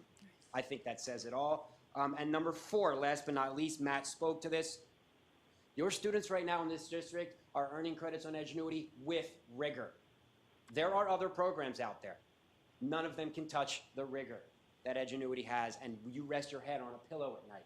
And as a board, you know that your kids have done rigorous work. They're not busting it out over a weekend, as Matt was saying earlier. So teacher satisfaction, meeting the needs of the students, building a safe community, earning credit with rigor. I could go on forever, but I'll stop there. All right, thank you. Any questions, board members? Mr. Hicks? Okay, well, I'm not sure if you know, but we do have some news agencies who've had some issues with Ingenuity. Yeah. Have you guys had any discussion with those news agencies at all? No, we have not spoken with them. What I can tell you is that the concerns that occurred previously, several years ago, have been rectified in the form of working with site administration, how we go about supervision in the classroom. We go so far as actually look at ISP addresses, looking for anomalies, whereas you might have a student, we track down an ISP that complete a course or make rapid progress over a short amount of time. We go back, we check the ISP address, we can track it back to a different state, in which case, the student is then withdrawn from the course with no credit. We are working with teachers to make sure they are continually changing their passwords. Students are not allowed to use teacher workstations. And then we are requiring that every test and every final exam be completed in a classroom under the supervision of a staff member at a time that's been prearranged if it falls outside that class period, so that there's no opportunity then for them to have somebody else take the test to show progress. Tammy also Okay. wanted just to mention that we have now implemented a, Right. you want to mention? Just really briefly, this year, we implemented a policy manual that was given to every single site that utilizes Edgenuity, which hadn't been done previously in the years past, so. Cool. Thank you. We just invited your district and districts all across Arizona to our corporate headquarters on March 1st, and it was a wonderful day of learning with key speakers on blended learning and the future of personalized learning. It was a pleasure having your team. Great. Ms. Sedgwick? I will try to stay brief. I know that this was an information article, and it was very informative, as always. Thank you. I was a teacher for a number of years myself, and so I'm fairly dubious about these computer programs, the computer credit recovery programs. I have a lot of teacher friends in the district still today. I would be very interested in hearing directly from the teachers, and before for myself, would be comfortable investing anything more in Edgenuity, I would want to hear directly from them. You're very well spoken, and it sounds like a really neat, a really excellent program. Obviously, there's implementation is a large part of that, and when teachers are brand new, may not know how to get students to sit down, it's fairly difficult figuring out also how to juggle Edgenuity while you're also doing the 1,000 other things that teachers do. And so that was a long-winded way of saying that, yeah, I would like to hear directly from the teachers and just, if they would give us their direct feedback, how it's working, how it's not. So actually, that's a great comment. I'm glad you brought that up, because in the next presentation that goes with the policy manual, we were going to be inviting 1 or 2 teachers to come up and visit with us and share their thoughts about how they use Edgenuity in the classroom, how they monitor it with students. I want to point out that Spencer and his team have actually gone in to do one-on-one observations and professional development with teachers that are struggling. So they have not just provided in whole group forums, but they've also gone in and actually worked one-on-one with teachers in the classroom while students are learning. But absolutely, we're going to actually be bringing a couple teachers for that policy manual presentation that's forthcoming. Great. All right, to move us along, thank you so much. I just do have a question about, this presentation is not on the agenda online as an item that will be posted later. So, Dr. Trujillo, that will be posted? Yes, Board Clerk Foster, members of the governing board, to be consistent and to get back to strict compliance with policy, when our materials aren't uploaded 24 hours in advance of the presentation, we will not be publishing them on the web. Staff will still go ahead and present. However, we will not be posting to the web unless it's received 24 hours in advance. But when will But they? this will be posted now that the presentation has been given. Thank you. And we can revisit that policy as well. Yes. Okay. Absolutely. All right, thank you, Thank you Mr. very Munger. Item number 6, Dr. Trujillo. Yes, I'd like to welcome our teacher representative group from the superintendent's focus group back. And for this next one, we're going to get you up and walking around. Keep in mind, we've got about a 15-minute time limit. So we're probably going to look at about 10 minutes rotating through reading the different charts. I'll give our team up here about a 5-minute warning so we can keep us on track. But the work of our February session centered on 4 really key items that they're going to talk to you about. As you know, the superintendent's focus group features a teacher leader on each of our 89 sites, and they come together every single month to do breakout sessions around the issues that our teachers are most frequently concerned about. Conditions in the classroom, working conditions, leadership, the state of our district, et cetera. And in the February working session, we talked about 4 really, really big key items. Number 1, you're going to hear what our representatives, their feedback was regarding our ability to support their efforts in working with exceptional education students with disabilities in their classrooms from a teacher's perspective. Do they feel they're being adequately informed of a child's IEP? Do they believe that they're being given adequate professional development? Do they feel they've been given adequate support to be successful with kids with disabilities? At another station, you're going to hear about the effectiveness of professional development Wednesdays. As you know, the governing board has adopted a calendar that's allowed for professional development Wednesdays. Well, our boots on the ground are going to tell you how well that's going, what the grows, what the glows are. Another station will talk to you about the specific qualities and characteristics that they're looking for in a regional assistant superintendent. From a teacher perspective, what do they believe should be the characteristics, personality, style, and experience of these leaders? And then probably some of the most important work of the night as we head into principal hiring season, we heard directly from our teacher representatives, and some on the panel I think will be going through the process of selecting a new principal, in terms of what do they feel are the most admirable and desired qualities of a site administrative leader. What's the personality style? What's the leadership style? What's the temperament? What's the experience that they're most looking for? So those will be that will be the feedback captured at the different stations that you will be hearing from tonight. And to guide us through that gallery walk will be our team coordinators, Mrs. Michelle Merrick and Mrs. Heidi Aranda. Good evening, President Stegman and Board Clerk Foster, Legal Counsel, Superintendent Trujillo, and members of the Governing Board. Tonight, we have with us some representatives from the Superintendent's Focus Group who will meet you as you go through a gallery walk of the questions and the foci from Dr. Trujillo's focus group. And so we invite you to go ahead and join them there. First, let me introduce you to them, though. We have Stephanie Miller from Palo Verde. We have Manuel Avila from Rock Scrooge. We have Tiffany Hodge from Robinson and Allison Richter from Warren. And they will be your facilitators at each of the stations. So 10 minutes with a 5-minute warning for... I will give a 5-minute warning. That's right. Okay. Keep us on track. Read your text. What's that? Read your text. Oh, I've been good about leaving my phone in the other room. Go check it out. I sent you a text. Okay, let me check it out. No, just stand up.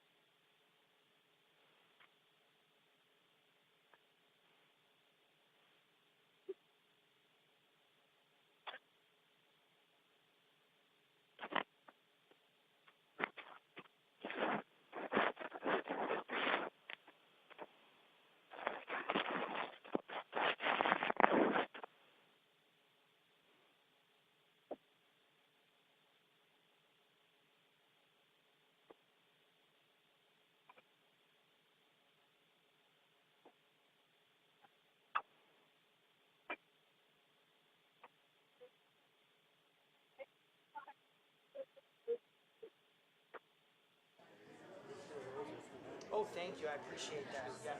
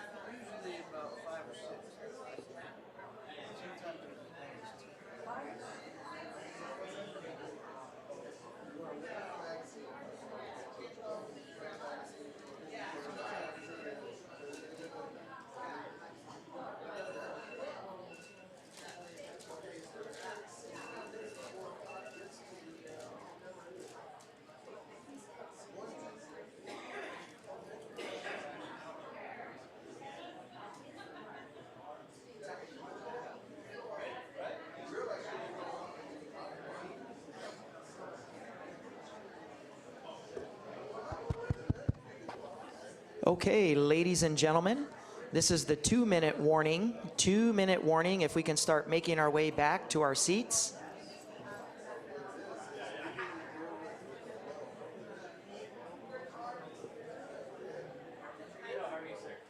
Doing well.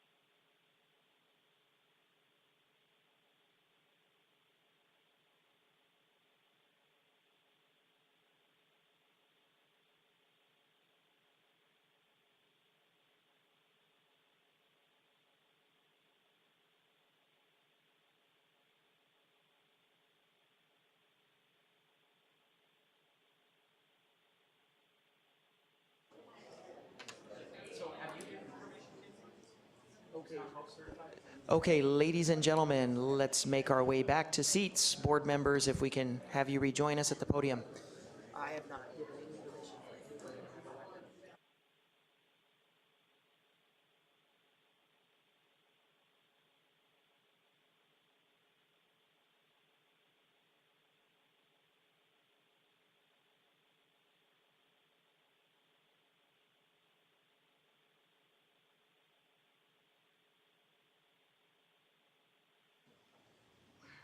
Do we have Dr. Stegman on the phone still?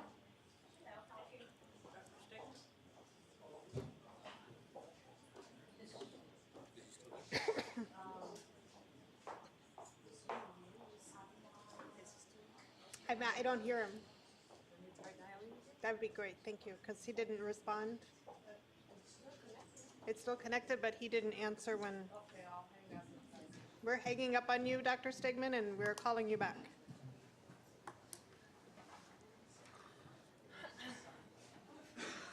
Great. Dr. Trujillo, did you want to give a Yes, to close summary? us out on that previous item, I certainly want to thank our team, our superintendent focus group spokespersons. I think they did a wonderful job, and I appreciate you sticking around at the end of a work day.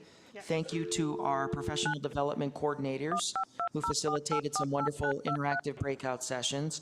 Mrs. Sarah Sultan, Mrs. Michelle Merrick, Mrs. Heidi Aranda, thank you very much. And as you can see, this is what we need to be doing, getting direct feedback from our teachers about what's going on in our classrooms.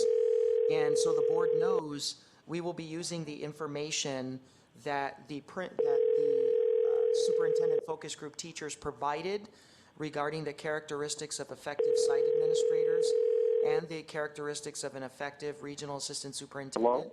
That information will be used to craft a lot of the questions for the interview process. Thank you. Dr. Stegman, are you back with us? Yes, thanks for reconnecting. Okay.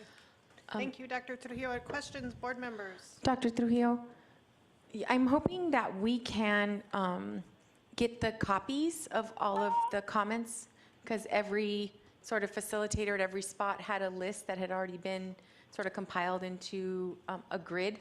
It's that has- uploaded for your review on the web. Awesome, perfect. Okay, great.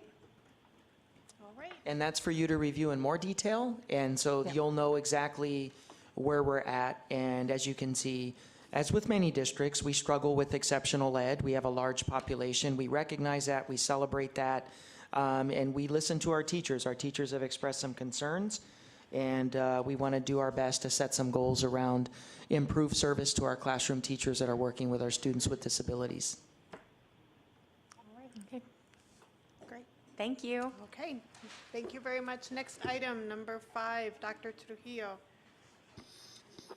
Yes, Board Clerk Foster, members of the governing board, last spring when our district took the AZ Merit exam, we were all disappointed and shocked in some cases at the results of many of our schools, predominantly our middle schools and our high schools, where a lot of the feedback that we received was that performance was negatively impacted by a student's inability or unwillingness to take the test seriously.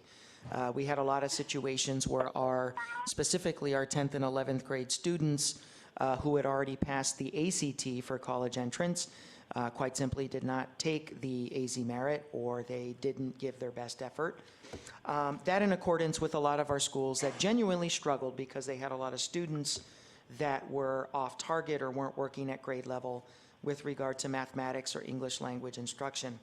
We developed a 6-point plan that you're going to hear about tonight, that we had each one of our challenged middle schools and high schools build a comprehensive AZ Merit action plan over a span of 4 months that has to include the themes of during the day interventions, communication to staff and parents, test preparation, instructional support for kids, incentives for taking the test and doing well on the test, and the AZ Merit action plan in its total. So here to lead us through that is our director for secondary schools, Mr. Matt Munger, and our director for middle schools, Mr. Michael Conrad. 15 minutes, gentlemen. Yes, sir. Dr. Trio, member of the governing board, legal counsel, thank you for this opportunity. So as Dr. Trio mentioned, we were obviously a little disappointed in how our students performed, but sat back and really took stock of the reasons why. We worked with Dr. Freitas in assessment and evaluation and looking at the data.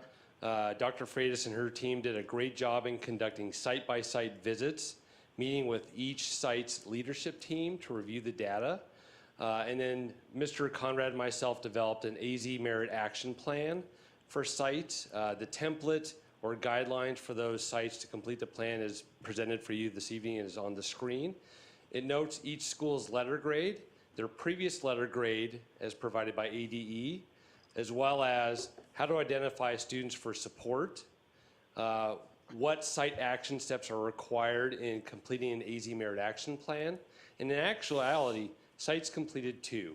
One, they completed for assessment and evaluation, determining how they're going to use the data that was provided by Dr. Freitas or a member of her department, and what steps they would be completing next.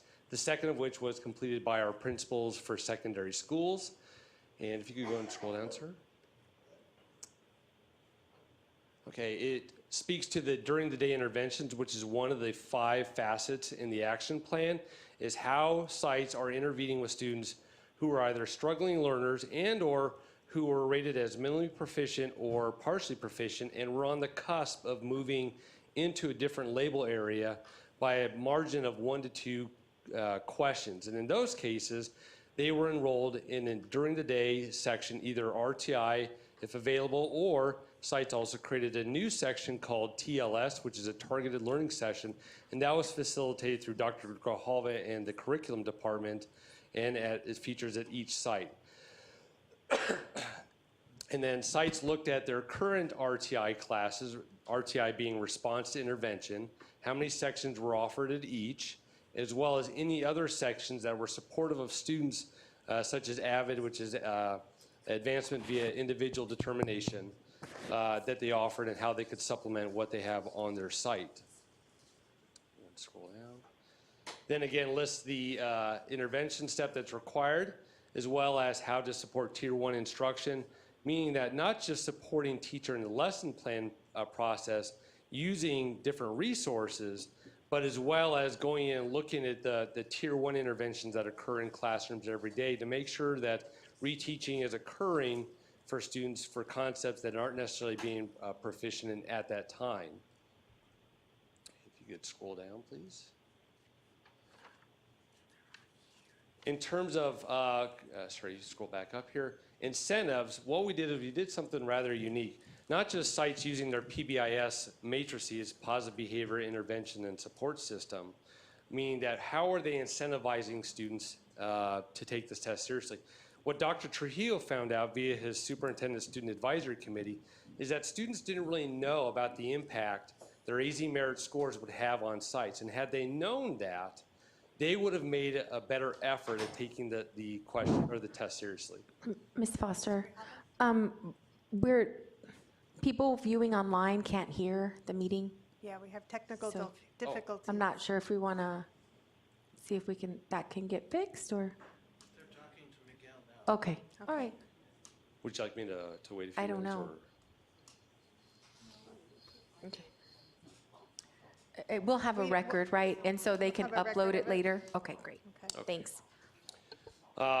So also looking at what options there are for including the potential grades from AZ Merit in the grade book as a quiz or a test. That would, of course, be up to the teacher. What we'd look for is consistency, PBIS, and then what we also did is do something rather unique to further incentivize. And rather than hold graduation over the students' heads, we opted to take a more positive approach to it by incentivizing students' performance on the AZ Merit in the math and ELA by saying that students starting the 7th grade year have the opportunity to actually earn high school elective credit in quarter credit increments, meaning 0.25, starting their 7th grade year if they are proficient or above on both the AZ Merit ELA assessments, which is writing and reading combined, and the AZ Merit math assessment. And so students could begin in their 7th grade year, which is when students can currently begin accruing high school credit, to accrue elective credit in quarter credit increments on a pass system only. And then in 8th grade year, something similar, and then progressing all the way through their 11th grade year, and culminating in their 11th grade year with both a 0.25 elective credit and a 0.25 college and career readiness index credit. And this is the infographic you have before you this evening. And so students that are looking for an incentive and maybe looking for opportunities to earn credit that would allow them to free up other time to take other courses like ALE or other pursuits, have the opportunity to earn 1.5 elective credits out of the 6.5 elective credits that are required as part of TUSD's graduation component. If you could go ahead and move back to the detailed summary of requirements.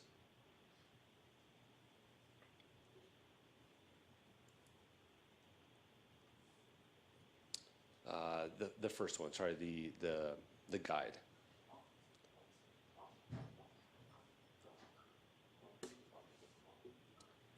If you could scroll down to the incentive piece.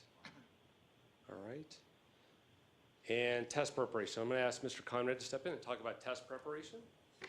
Thank you, sir.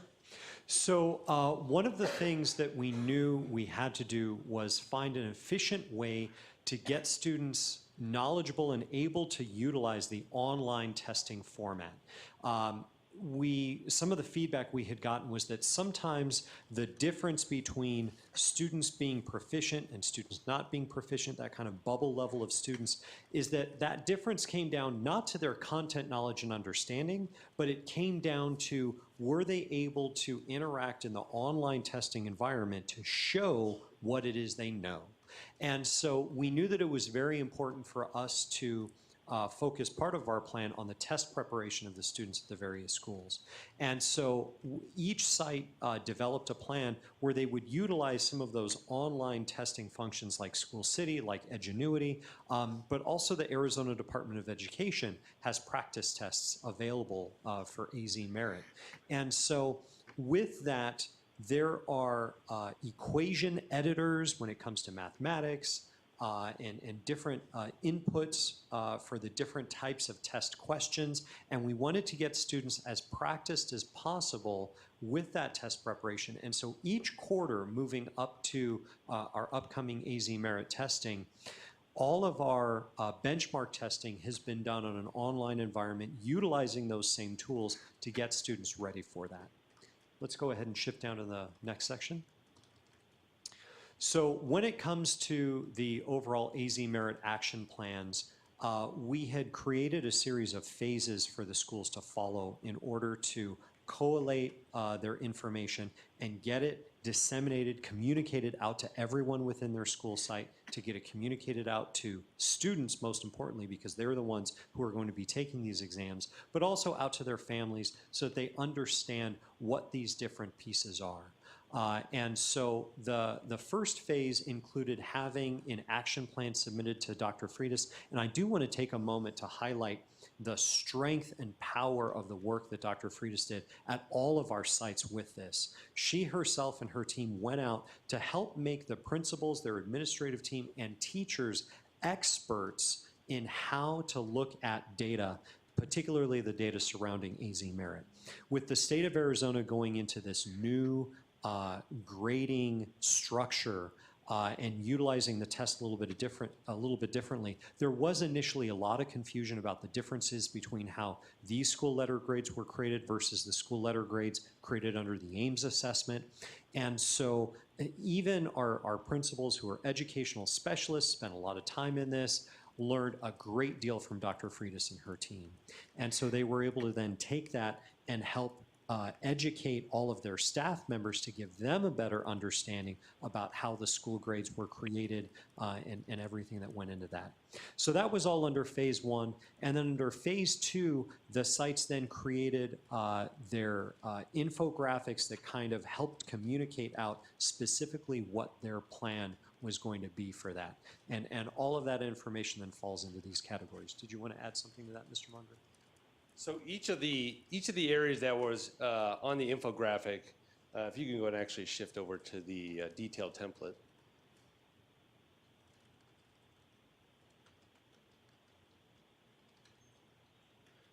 So as Mr. Conrad mentioned, using the strength of resources that were provided by Dr. Freitas' department, looking at their own sites' needs, history, et cetera, bless you. The sites were charged with making an action plan starting in January and culminating in April when AZ Merit testing is occurring. Those areas broke down into communication, and that meant not just communicating with their staff about the importance and communicating with the students, but also communicating with parents all the comprehensive steps that sites are taking to support their student, including benchmark testing, the various resources that are available, the incentives that are available, and as well as the TLS classes, targeted learning session classes. The incentives, what incentives were they going to use? Some sites came up with some very creative incentives, whether it was, could be a parking permit. If you perform well on this, you might get a parking permit the next year. It could be discounts on various, features. Some are doing rewarding sessions. Some are going in and working with students individually and acknowledging the students, as well as promoting the elective credit option that sites now have access to. Instructional support for teachers and for students, interventions in the form of the RTI or TLS sections, as well as, most importantly, using the third quarter benchmark data to support students. What we have right now, first of all, in the form of the benchmarks, is a highly correlated set of assessments to the AZ Merit. And those benchmarks represent the best opportunity to not only assess our students, but diagnose and utilize the opportunities to provide decisive interventions to students prior to the April assessments. And that's what the third quarter benchmarks represent for us. And sites are expected to then use that data, meet with their staff, and then go out and work with the students individually on those areas, be it question types, item types, or areas or gaps that are uncovered with the data from the benchmarks before we get to AZ Merit. And then the test preparation, which included, as Mr. Conrad mentioned, ADE resources, Edgenuity offers resources, as well as, most importantly, our district's own benchmarks, and then AKO or answer key only opportunities, which can create quick, fast five types of assessments. And this comprises the action plan that steps were charged with designing around their own school based on their data. All right. Board members, any questions or comments? Ms. Sedgwick? Was that Yes, so thank you very much once again. I wouldn't be surprised if I was not the only person in the room who's a little depressed about having to focus on the Arizona merit and the standardized testing scores, and this is a reality that we have to live with in order to get our funding from the state. And so I do want to just remind everyone, I don't think this is anyone's favorite priority. At the same time, so after we were walking around a little bit and listening to your presentation, just some food for thought, and I'll reach out to Dr. Trujillo by email. We were talking a little bit about PLCs and how teachers, a lot of things in TUSD seem to come from, they're sort of mandated from the top, and I think I understand there's a tremendous amount of capacity and a lot of educational expertise. But I'm thinking that there might be something that you can help yourselves and help our teachers and help our students if somehow PLC work, teachers can be just continuously led through the process of going through the professional learning community, working together, using summative and formative assessments and the data, and using the state's summative assessment. And so I see you both nodding, and I'm sure this is not a new idea, which is great. So thank you. No, and it has been something that we have worked on tremendously, is that development of the PLC component, what it actually looks like in practice, meaning we're using the data, we're having those collegial conversations to identify opportunities for growth, where we're strong at, what you as a teacher may do well versus what Mr. Conrad can do, and how we can interchange those ideas. And I know that our curriculum department has also called upon site teachers to contribute towards each year's curriculum revisions and opportunities to make sure we are aligned, and that is in turn based on data. And I just wanted to add that one of the hardest things sometimes with our PLCs is finding the time for the teachers to take that time in self-reflection, to look at student assessments, to talk to their colleagues about what they need to do differently. And so we're really excited about the prospect of moving to 7-period days, moving forward in so many of our middle schools and high schools, so that teachers have the time they need to be in those PLCs and get that work done. And so, of course, part of that is going to be supporting them with the professional development to effectively utilize their PLC time. But also we have many teachers, many instructors throughout our district who are experts in the use of data. We just need to find them the time.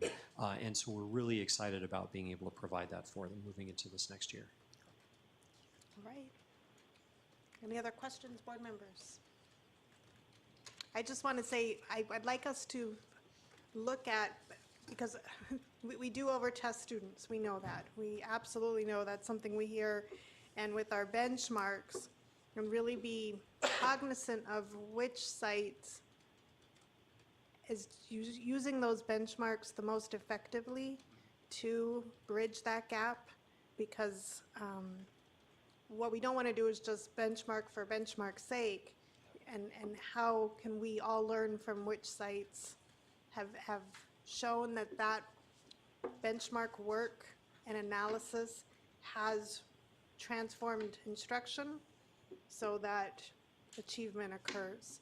And so not only, really, I hope we are focused on that, finding which practitioners in the field have made the best use of those benchmarks so that it is what it's there for and not just turn into testing for testing's sake, because we know we're burnt out on that. Teachers are burnt out on that.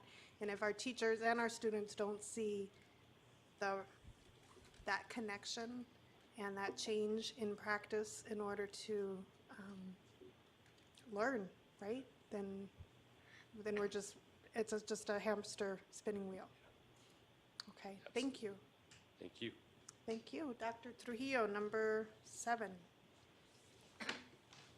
Our funding instructional priorities. Yes, and for this one, I will be joining my co-presenter down at the podium, Mrs. Tamara Hilly, who's a coordinator for guidance counseling.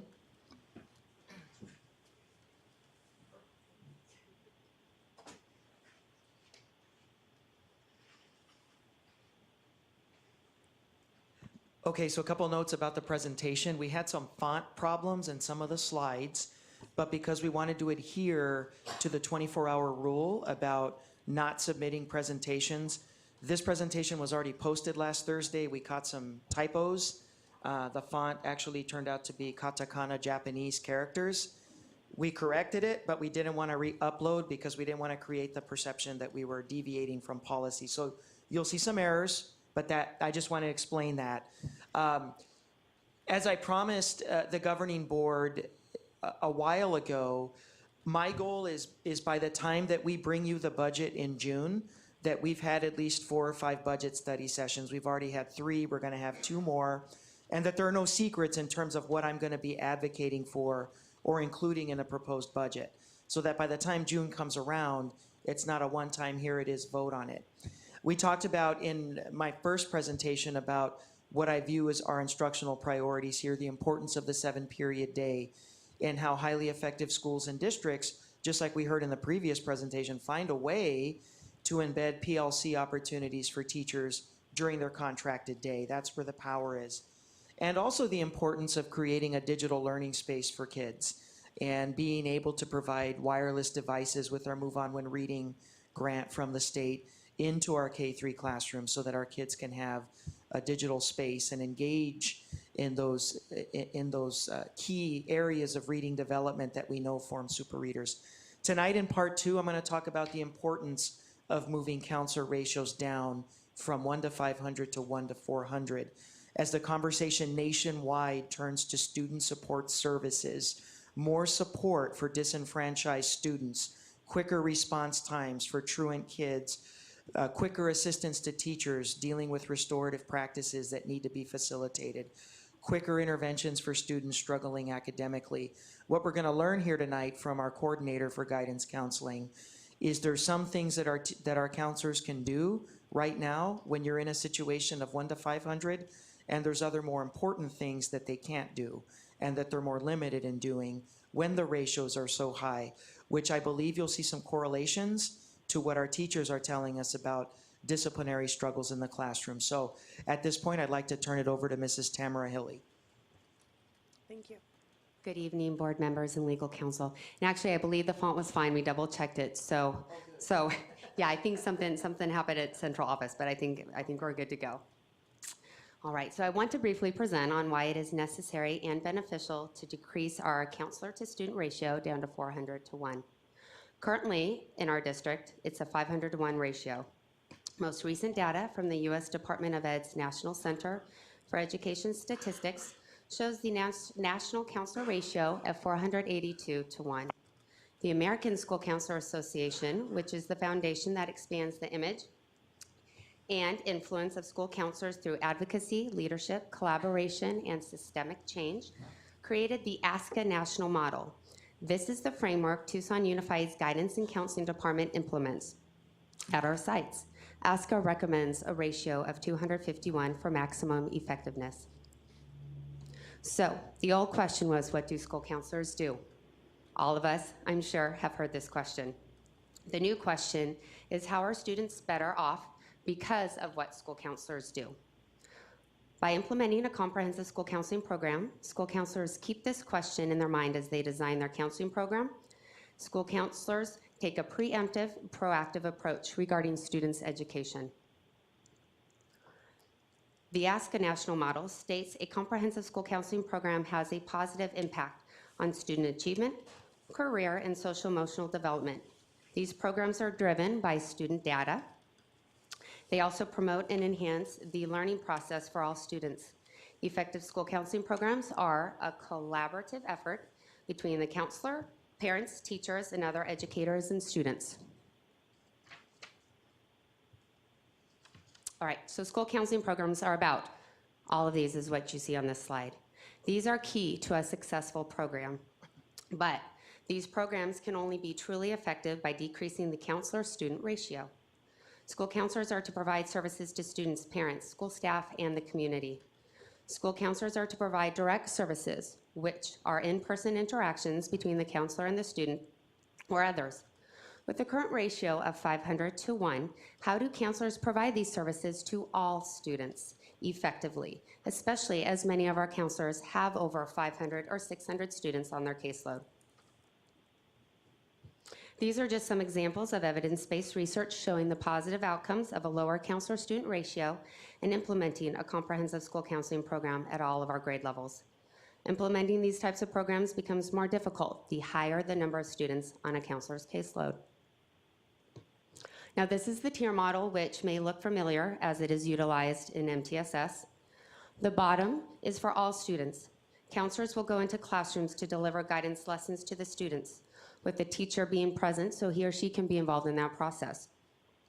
Counselors can also break the lessons down into small groups if needed. Now, the middle tier is just for some students, not all. This is where counselors can facilitate small groups for students needing interventions outside of the classroom. A counselor can pull some students who are having difficulty behaving in class and work with these students on decision-making or coping skills. They can also work with students who have witnessed traumatic events. And then the top is for the very, very small percentage of students who need individual interventions.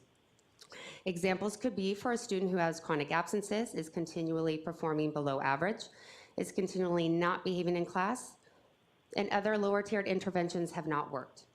When a counselor has a caseload of over 500, it is difficult to support each of these students at these levels. This chart comes from the ASCA national model. 80% of a school counselor's time should be spent in the delivery system. I've already discussed previously about the curriculum and lessons. The individual planning is to assist students in establishing personal goals and develop future plans, focusing on academics during that planning. Responsive services are designed to meet the students' immediate needs and concerns. Crisis counseling and small groups are just some examples. System support is where the school counselor interacts with the teachers and other staff on behalf of the students. Looking at how much time K through 12 counselors should spend in these areas changes the higher the number of students on a counselor's caseload. Responsive services may increase, while curriculum and individual planning may decrease, as a proactive approach is not manageable. It is more of counselors putting out fires when the ratio is over 500. In all four of these areas, teacher support is listed. We're looking at college and career readiness, scheduling of courses, the social emotional, and the grade level transitions. Collaboration between counselor and teacher is instrumental in the success of each student in our district. For college and career readiness, we want our students to be able to explore post-secondary options and be academically prepared in a college and career-going culture. Scheduling of courses is also important at all grade levels as we expand our ALE, culturally relevant, and CTE programs, among others. We also want to ensure our students are on track to graduate and that our middle school students are prepared to enter high school. Counselors can help support teachers in these four areas by modeling behavior, showing strategies on how to effectively engage students, and engaging the teacher in restorative circles. This is where we need your support as a board for decreasing the counselor-student ratio. To focus on these four areas, having a caseload of 500 or more makes it even more difficult to work with each and every student. And we know that you support the importance of instruction, and counselors are a big piece of that instruction. Now, all of these are just some examples. I could have bubbles for tons of what the counselors do, but this is at the elementary level for the college and career readiness piece. This is having all K-5 students be college and career ready for when they graduate. Inviting community and business members into schools for career days and presentations, college-ready classroom lessons, putting together parent workshops to focus on the future of the students are just some of the things that take place at this level. At the secondary level, counselors do all of this and more as they are preparing our students who will be graduating in the near future. Sponsoring college clubs, putting together workshops for students and families that focus on FAFSA and scholarships, preparing students for college entrance and AP exams, working with students on completing ECAPS, which is the Education and Career Action Plan that every 8th through 12th grader completes at least annually in our district. Transitions. Grade level to grade level transitions can be difficult for students entering middle school, high school, and or post-secondary. Counselors collaborate at the different grade levels to help ease this transition. Welcome nights, student and adult mentors, student and family workshops are just some of these examples. It's crucial to have activities and programs in place to help build relationships among peers and also build relationships with those students' teachers. The social emotional focus and restorative practices, this occurs at all grade levels, and it's a very important piece. To help decrease the amount of bullying and conflict that occurs between students, counselors can implement a peer mediation program. They can also facilitate restorative circles. Circles can occur between students, and they can also occur in the classroom with the teacher. Promoting PBIS and conferencing are other things that can occur. When there is concern about a student's safety or a student's emotional health, counselors collaborate with outside resources and agencies to ensure the student receives the necessary services. Collaboration with parents and teachers is vital when it comes to the social emotional health of our students. With everything being said so far and all the responsibilities that a counselor takes on, our counselors are doing this already. Even with caseloads of 500 and higher, these responsibilities are occurring. But with the high caseloads, it is difficult to reach each and every one of our students and have them reach their maximum potential. So I want you to picture White Elementary with over 800 students and one counselor. How does she do all of these responsibilities that I've mentioned by herself? Picture Gridley Middle School with almost 800 students and one counselor. I can ask the same question. And lastly, picture Choya High School with over 1,900 students, 3 counselors, and a ratio of over 630 students per counselor. How do any of our counselors prepare their students, each and every student, to be college and career ready? So on this shows all the positive outcomes that can come with a 400-to-1 ratio. School counselors are members of the educational team and use the skills of leadership, advocacy, and collaboration to promote systemic change. Teachers and counselors are an integral piece of a student's education. Teachers and counselors are colleagues and are support for one another. Counselors are usually the first ones teachers go to, seeking guidance on a student who is struggling academically, or for a student who is struggling emotionally, or for a student whose family lives in their car and has no other resources or support at their disposal. Their collaboration is a necessity for our students' well-being. So to end, a school counselor plays a pivotal role in the lives of our students and at their site. Research shows adding one additional high school counselor to a team can lead to a 10% increase in four-year college enrollment. An effective school counseling program is important to the school and to the climate, and it is a crucial element in improving student achievement, self-esteem, and helping students overcome learning barriers. School counselors are not just advisors, but they are champions, they are advocates, they are guides, they are mentors, and so much more. Our goal, our vision, our mission is to see that all of Tucson Unified students are college and career ready. That all of our students, are prepared socially and emotionally upon graduation. This does not occur with a 500-to-1 ratio. We need your full support on decreasing that ratio in order to maximize the effectiveness of our school counselor's role in the daily lives of our students. If we, the district, want our parents, students, and community to see that our students are a priority, decreasing the ratio is just one step in that process. Thank you very much. Thank And I you. like this because it just says the world is in your hands. Thank you. Thank you. Thank you. Board members, questions or comments? Mr. Hicks. So in regards to counselors, I have been told that there's been a few times where counselors will guide students to different schools and not. Have you heard that? Guide students to different schools. The only thing that I've heard when it comes to that is utilizing Project More for students that are juniors and seniors that might need a smaller school setting and so forth. But really the conversation that takes place among our counselors is what can we do at each of our sites to help the student be successful? That's really what that discussion should be about. Okay, because I'm just letting you know, I've heard some issues, rumblings about counselors at Gridley and Sechrist directing kids basically to go to one school versus another school. Okay, well, I'd like to talk to you more about that. That is the Okay. first I've heard of this, and I work closely with actually both of those two sites. So if you want to speak further on this, I would like to, but we've always ensured our counselors to work with our students and our parents, the teachers, on how to effectively ensure that our students are learning academically. Okay, yeah, Yeah. we'll talk. Yeah, please do. Okay, thanks. Yes. Ms. Sedgwick. I have a number of questions and points since we're not voting this evening, and I know that there's a push to get us out of here 10 minutes ago. So I will not go on and on, but I will say, so I don't understand. This presentation was called Funding Instructional Priorities, but we were not provided with any impact on the budget numbers. Funding was not discussed. So I don't understand the purpose of going from 500 students to 400 when 250 is a number that the research would indicate is probably the most effective or efficient.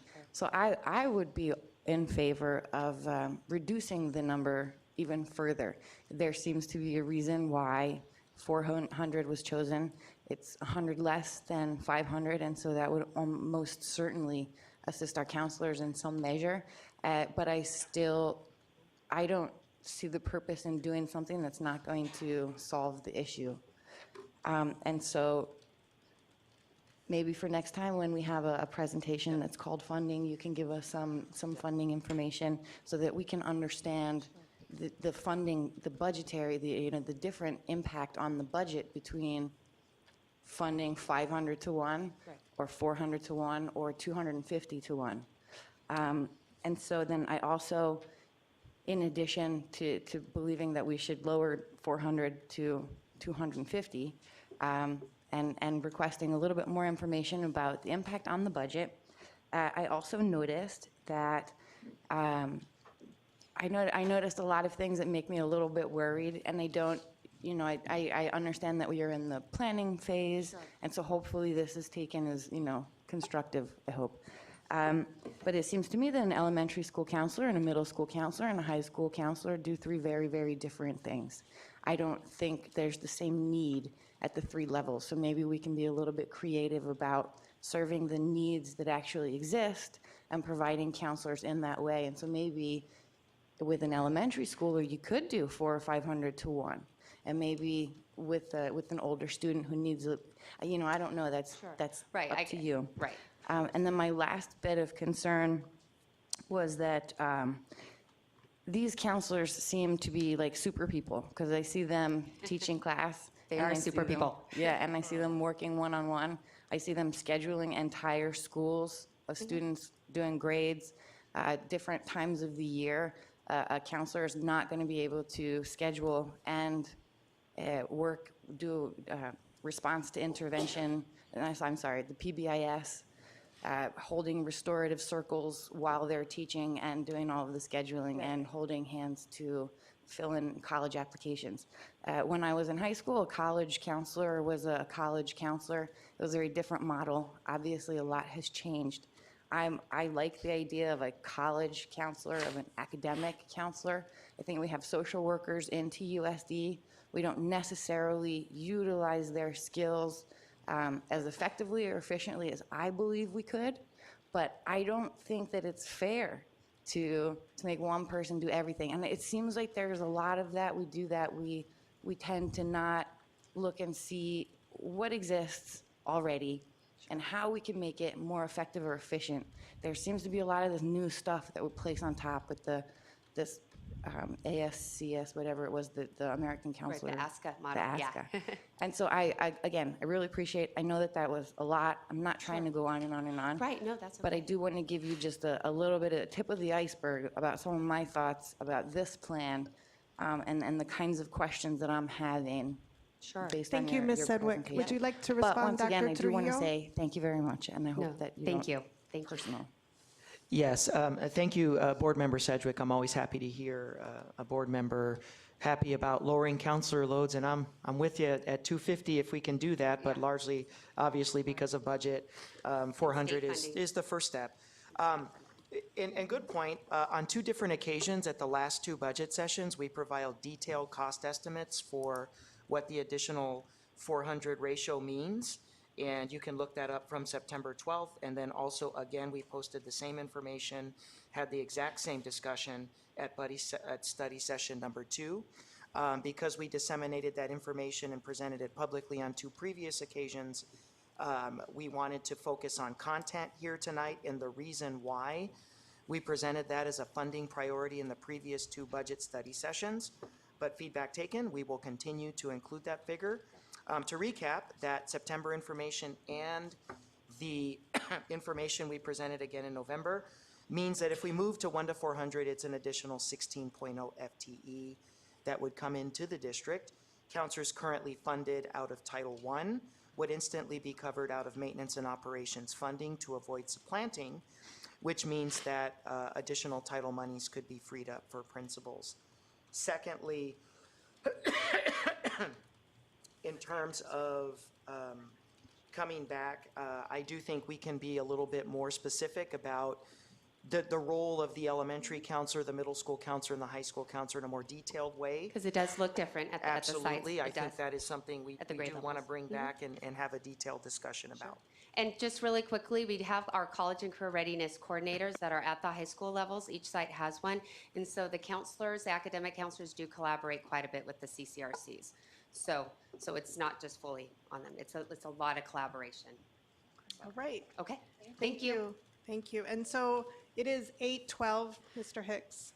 So we didn't make the 8 o'clock Oh, well. wish I've been list quiet. there. However, Dr. Trujillo has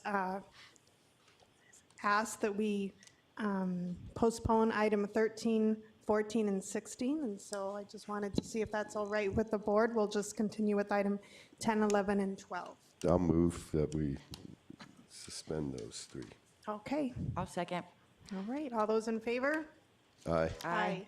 Okay. Dr. Trujillo, number 10. Yes, number 10. I recently attended the Women United breakfast in honor of the importance of pre-K and the Cradle to Career initiative through the United Way. I attended that breakfast hosted by Women United last week, and it reminded me of the importance of this great campaign, which is the civil rights issue of our era, against illiteracy, for ensuring that every single child is ready to read by 3rd grade, and how that starts in pre-K and in quality pre-K programming and an access to pre-K programming for every single child. So this is a timely presentation. I'd like to welcome our Director for Pre-K Programming in the Tucson Unified School District, Mrs. Reem Kievit, to give you an overview of our early childhood education programming here in the district. Reem? Thank you. Thank you. Good evening, Board President Stegeman, if you're still on the phone, distinguished board members, Dr. Trujillo, and legal counsel. So tonight, I'm going to give you a brief overview of our preschool programs and the services that we provide. So overall, the families that we serve are children between the ages of 3 and 5. We service tuition-based kids and provide free preschool programs for our families. Most importantly, it's not just about small class sizes, but that we have inclusive programs, which means we're not segregating students just because they have an IEP. For example, if a student can't articulate the R letter, the letter R, they're not going to be segregated into a separate classroom. Instead, they're placed with their typical developing peers of similar ages with specialized instruction and support as needed. Where are we? We are at 41 TUSD sites, and we service 2,098 preschool students. Types of programs. So we have 3 major types of programs. We have our Title I funded preschool programs. Each have a certified, highly qualified teacher with teaching assistants, small class sizes, 2 sessions, 1 in the morning and afternoon, 4 days a week. And all of these programs, the Title I and ExEd funded classrooms, are free, and priority is given to students with a high academic, social, and emotional need. We have a preschool development grant, preschool funded classroom. We call it PDG. It also has a blend of certified, highly qualified teachers and instructional specialists. We cap those classrooms at 20, and they are bell to bell. And it is also free, but you have to financially qualify for these programs. And then we have our tuition-based programs where families pay for their students or their children to participate in preschool programming. We're currently at 11 different sites. They usually run about 5 days a week, bell to bell as well, and average cost is $125 a week. Could you just clarify what you mean by bell to bell? Oh, I'm sorry. Bell to bell is when the school day, so if they're housed at McCorkle, it starts when the K-5 kids start and and goes the whole school day. And that's very unique in TUSD. A lot of districts can't fund a program like that. So our PDG classrooms are like that, but our Title I are not. They're 2.5 hours a day. Thank you. Mm-hmm. So we follow instructional models. We are not a daycare, just babysitting kids. We have Arizona early learning standards that guide our work, just like kinder through 12th grade teachers have. We focus on executive functions that are essential for children becoming successful in their academic career. We work on early interventions and identification of students who may qualify for IEPs at an early age. And we use these standards to ensure we're teaching the whole child. So we focus on social and emotional as well as academics. Essentially, we're mirroring what students are expected to do in kinder, and we're starting off in preschool. We use a couple of different types of curriculum. We have OWL, which stands for Opening the World of Learning, and then we have creative curriculum. Both are evidence-based that features exploration and discovery as a way of learning.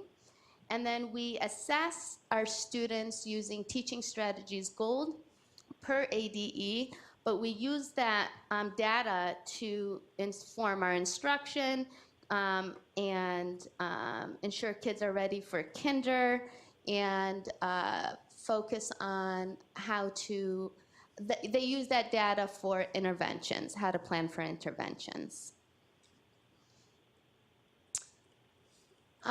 We're very lucky in that last year we were able to hire some curriculum service providers for our department that focus on supporting preschool teachers, TAs, and students. And so they're highly qualified and certified. They provide differentiated coaching, monthly PDs, facilitate book studies with our teachers, and monthly newsletter, and they help bridge the gap between pre-K and kinder by collaborating with administrators and departments. We also are very lucky that we participate in a program called Quality First, and that program offers us a lot of support, including incentive funds for teachers to buy materials and supplies, as well as additional coaching and support for teachers. Our department also supports kinder transition through free workshops, parenting classes, and toolkits that are available to all teachers to share with our families. And so that's been a really effective way to help bridge the gap also between our pre-Ks and our kinders. We offer early kinder assessments, and this is for children who have their 5th birthday between September 1st and December 31st of a current school year, and who would usually otherwise have to wait another year to attend kinder. The assessments are designed to create an authentic classroom experience, and we're unique in that it's we provide the service for free. A lot of other school districts have families pay for this service, and so that's something also that our department manages. And then we have a lot of wonderful partnerships across the state of Arizona that we work very closely with, and they help us increase the quality of our programs, accessibility of our programs to families, recruitment of teachers and students, and they keep us accountable for providing high-quality preschool programs. So how do you access our programs? We have interest forms available at all our family engagement centers, K-8 and elementary schools, and it's also available online on our website. Our goals will be to continue to support our educators. We hope to be able to expand pre-K access to families. Currently, we have about 800 families on a wait list, and we had about that many at the end of last school year as well. So, and we hope that one day we'll be able to meet the needs of all those families. And then, of course, continue to provide the best for our children. And we've been working with Dr. Trujillo on retention and recruitment of preschool students into kinder. We recently sent out a survey with 3 simple questions.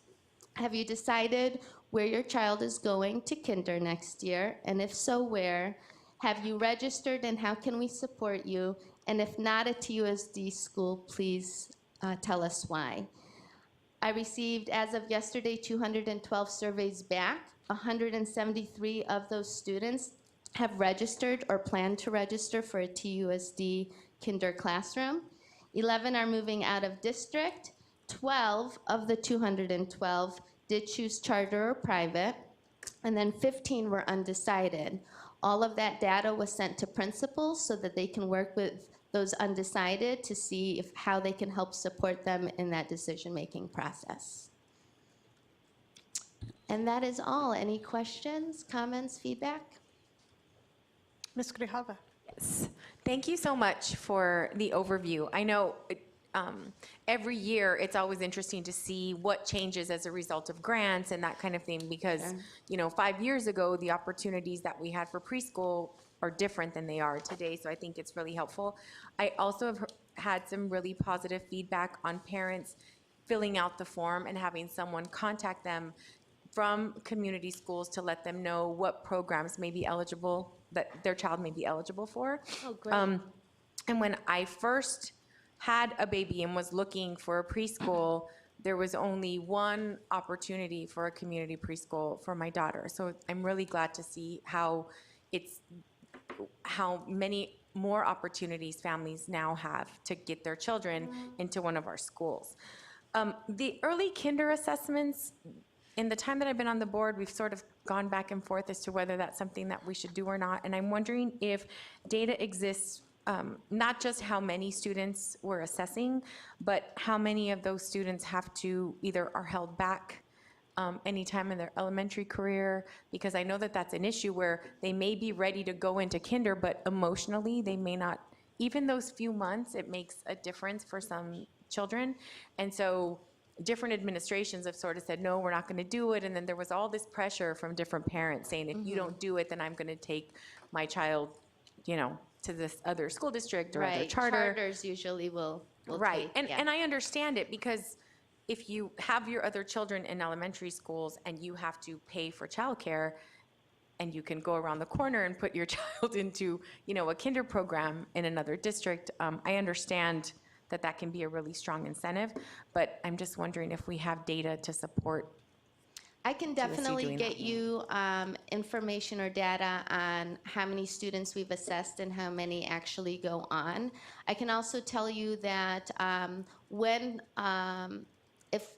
it's very rigorous, and the percentage is very small because we take it very seriously. And we do have a focus in our assessment on social and emotional. However, it's a snapshot. It's 2 hours in a classroom setting, so we're not going to catch them all. And so we have had, in the letter, we explained to parents and in the contract that they signed before assessing, and that we've communicated to administration, is if the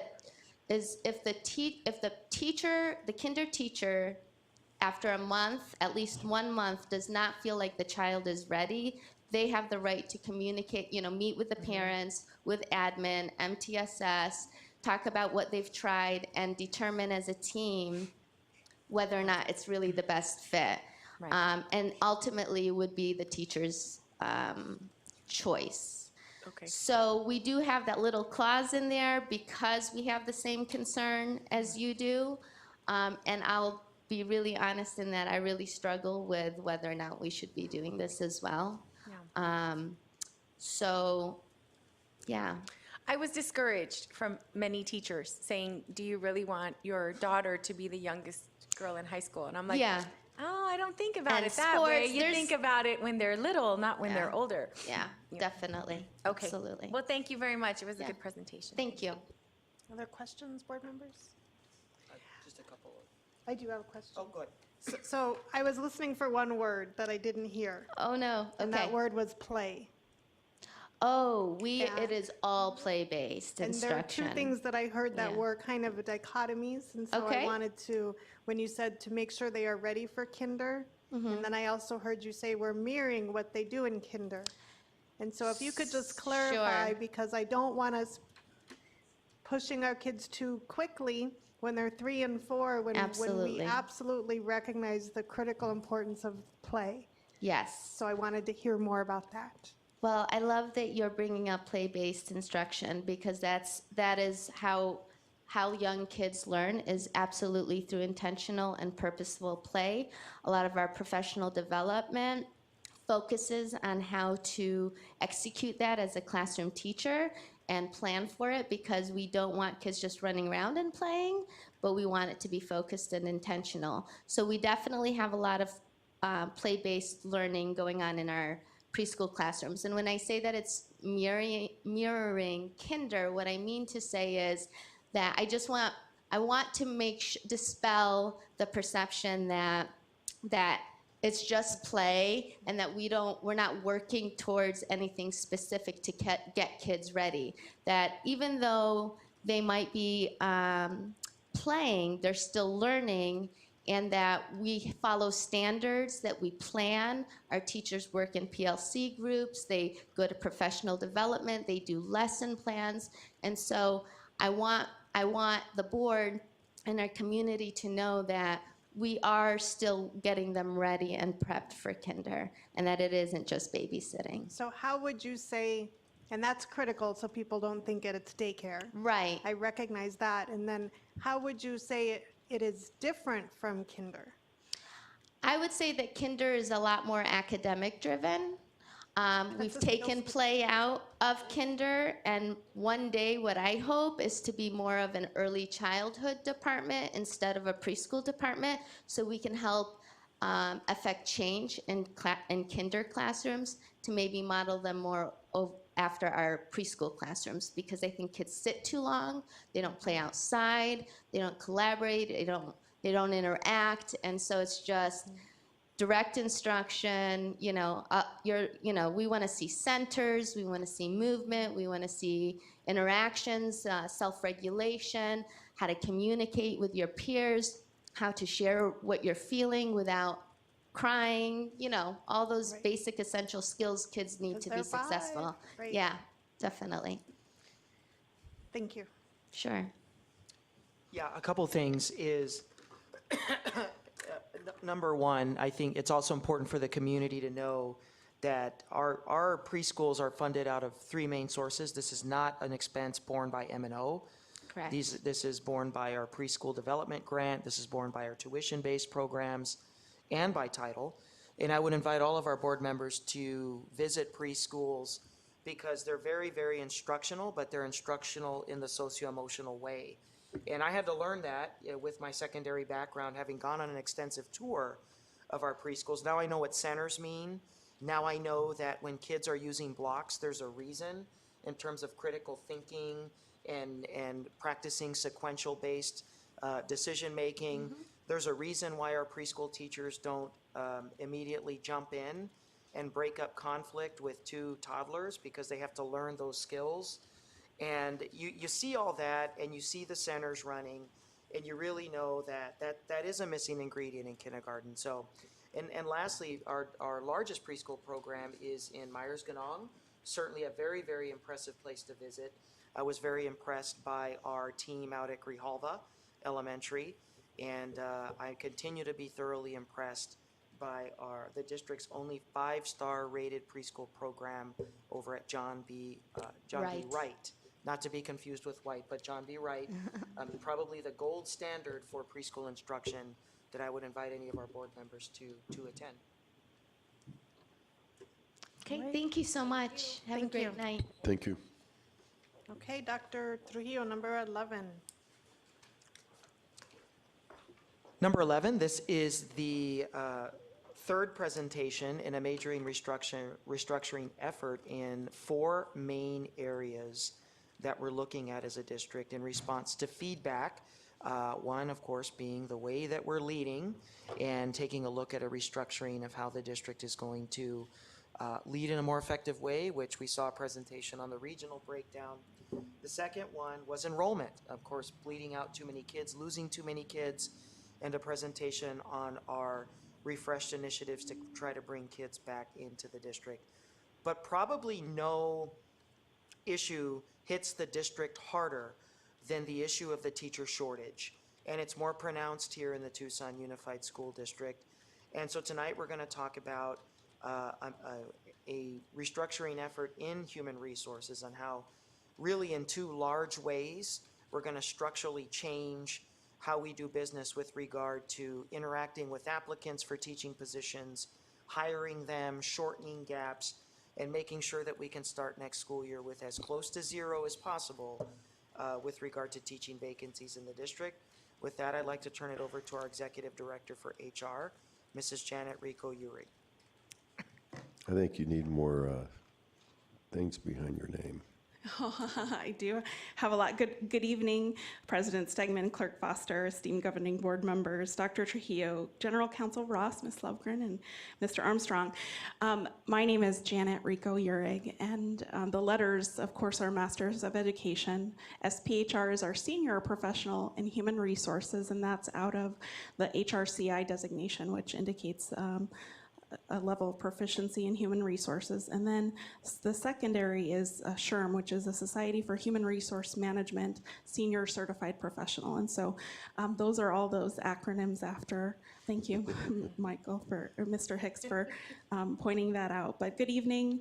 I wanted to talk a little bit today. Of course, we have partnered with communications to do some exciting graphics. And the people that you'll see, of course, are caricatures, but they are really representative of the wonderful staff across the entire district that we have with Tucson Unified School District. And specifically in human resources, my team is a dedicated team of professionals. They're employee-centric, they're parents, grandparents, and really student-focused individuals that really try to center any decisions we make in human resources around students. When I started, and when you appointed me in July, what I talked with my team about was making sure that human resources felt the urgency that the board had talked about, changes in human resources, and I really led with connectivity, clarity, and consistency in mind. And so making sure that in the HR department we were building goals, people, and systems that allowed us to ensure that the urgency of changes that you were asking for. And so before we can begin with where we're going, I wanted to just briefly remind the board of where we've been and some data that you have not necessarily seen in the last few years. So from the teacher vacancy trend, we did a kind of a look at from 2011 to 12 to this year in the terms of vacancies. And we've reduced vacancies by 65%. But when I started back in July of 2014, the board at that time recognized that we really needed to focus at reducing the number of vacancies in our classroom. In March of 2015, we had 270 jobs posted. And in March this year, actually today, when we polled, we have 218 jobs posted for next year. And to give you a kind of a snapshot of where that was, in 15-16, we had 2,621 certificated staff positions that we posted for. And then this year, for next year, or this year for 17-18, you'll see the 77 on the chart, 77 teacher vacancies.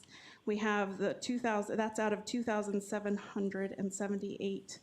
And of course, as Dr. Trujillo mentioned, at our most recent job fair this Saturday, we actually had almost 260 applicants attend and 45 letters of contract assurance were issued for teachers to come to the district. So of course, we're searching for 0 vacancies for next school year, but I wanted to show you where we were and where we've been since 2011. In terms of teacher attrition, of course, nationwide, it's really grown over 50% in the past 15 years. The national teacher turnover rate is 16.8%, but in large urban schools, it's over 20%. So in terms of the national average for large urban school districts, we're really within, we're less than of course, it's over 20%, but it's less than the national average where we stood for the past 4 years in around the 15.1, as you see from the 16-17 school year. I also put 17-18. Of course, we're not at the end of 17-18, and so these numbers are as of December, but in looking at where we were from December 16 to December 17, December 17, there's about 100 teacher difference. And so while we'll see a large number of teachers looking at other places or leaving, we'll see the number rise in the spring, but I wanted to say that really at December was really good turnout from the marked of turnover that we only, as of December, had 103 teachers that left us. In the last 3 years, we've done an exit survey, and in 2014, when I started, I worked with the Recruitment and Retention Committee to create that exit survey that we implemented. Teachers in the last 3 years have stated that working conditions and other reasons as the most important factor or second most important factor in their decision to leave. Teacher wages, of course, was the third most frequent response, or at least the most important or second most important factor in their decision to leave. When asked specifically what those working conditions meant, the frequent because we didn't ask that in the first 2 years, so this year we have been asking what are those working conditions. We want to know what those are and identify them. Lack of support, as you saw in the teacher kind of sentiment here around the room. Physical building conditions, student behavior.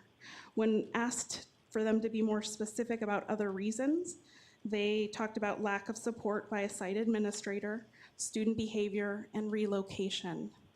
Now, what we've done differently this year, in opposed to the last 2 years, is really sending those exit surveys as early as the EPAR is processed. So we have the opportunity to gather more information because we had low response rates in those previous 2 years. This is, of course, in asking for more information regarding working conditions. We're able to work with academic leadership to ensure we make the changes because, of course, people don't just leave employers, they leave managers as well. And we've also included a personal email in our intent to separate form, which we didn't have previously, so that in case they weren't comfortable answering from their TUSD email, we were able to send it to that personal email as well. Our teacher diversity numbers. Anytime we talk about the unitary status plan, it has been a long journey to get to the point here, and so we're wanting to make sure that we celebrate the successes that happen at the site level and, of course, in human resources. And so, as you can see, the increase in the number of African American teachers from 12, 13, 14 to 17, 18 is 14. The increase for Hispanic teachers, 98. For our Asian Pacific Islander teaching population, we've increased by 8.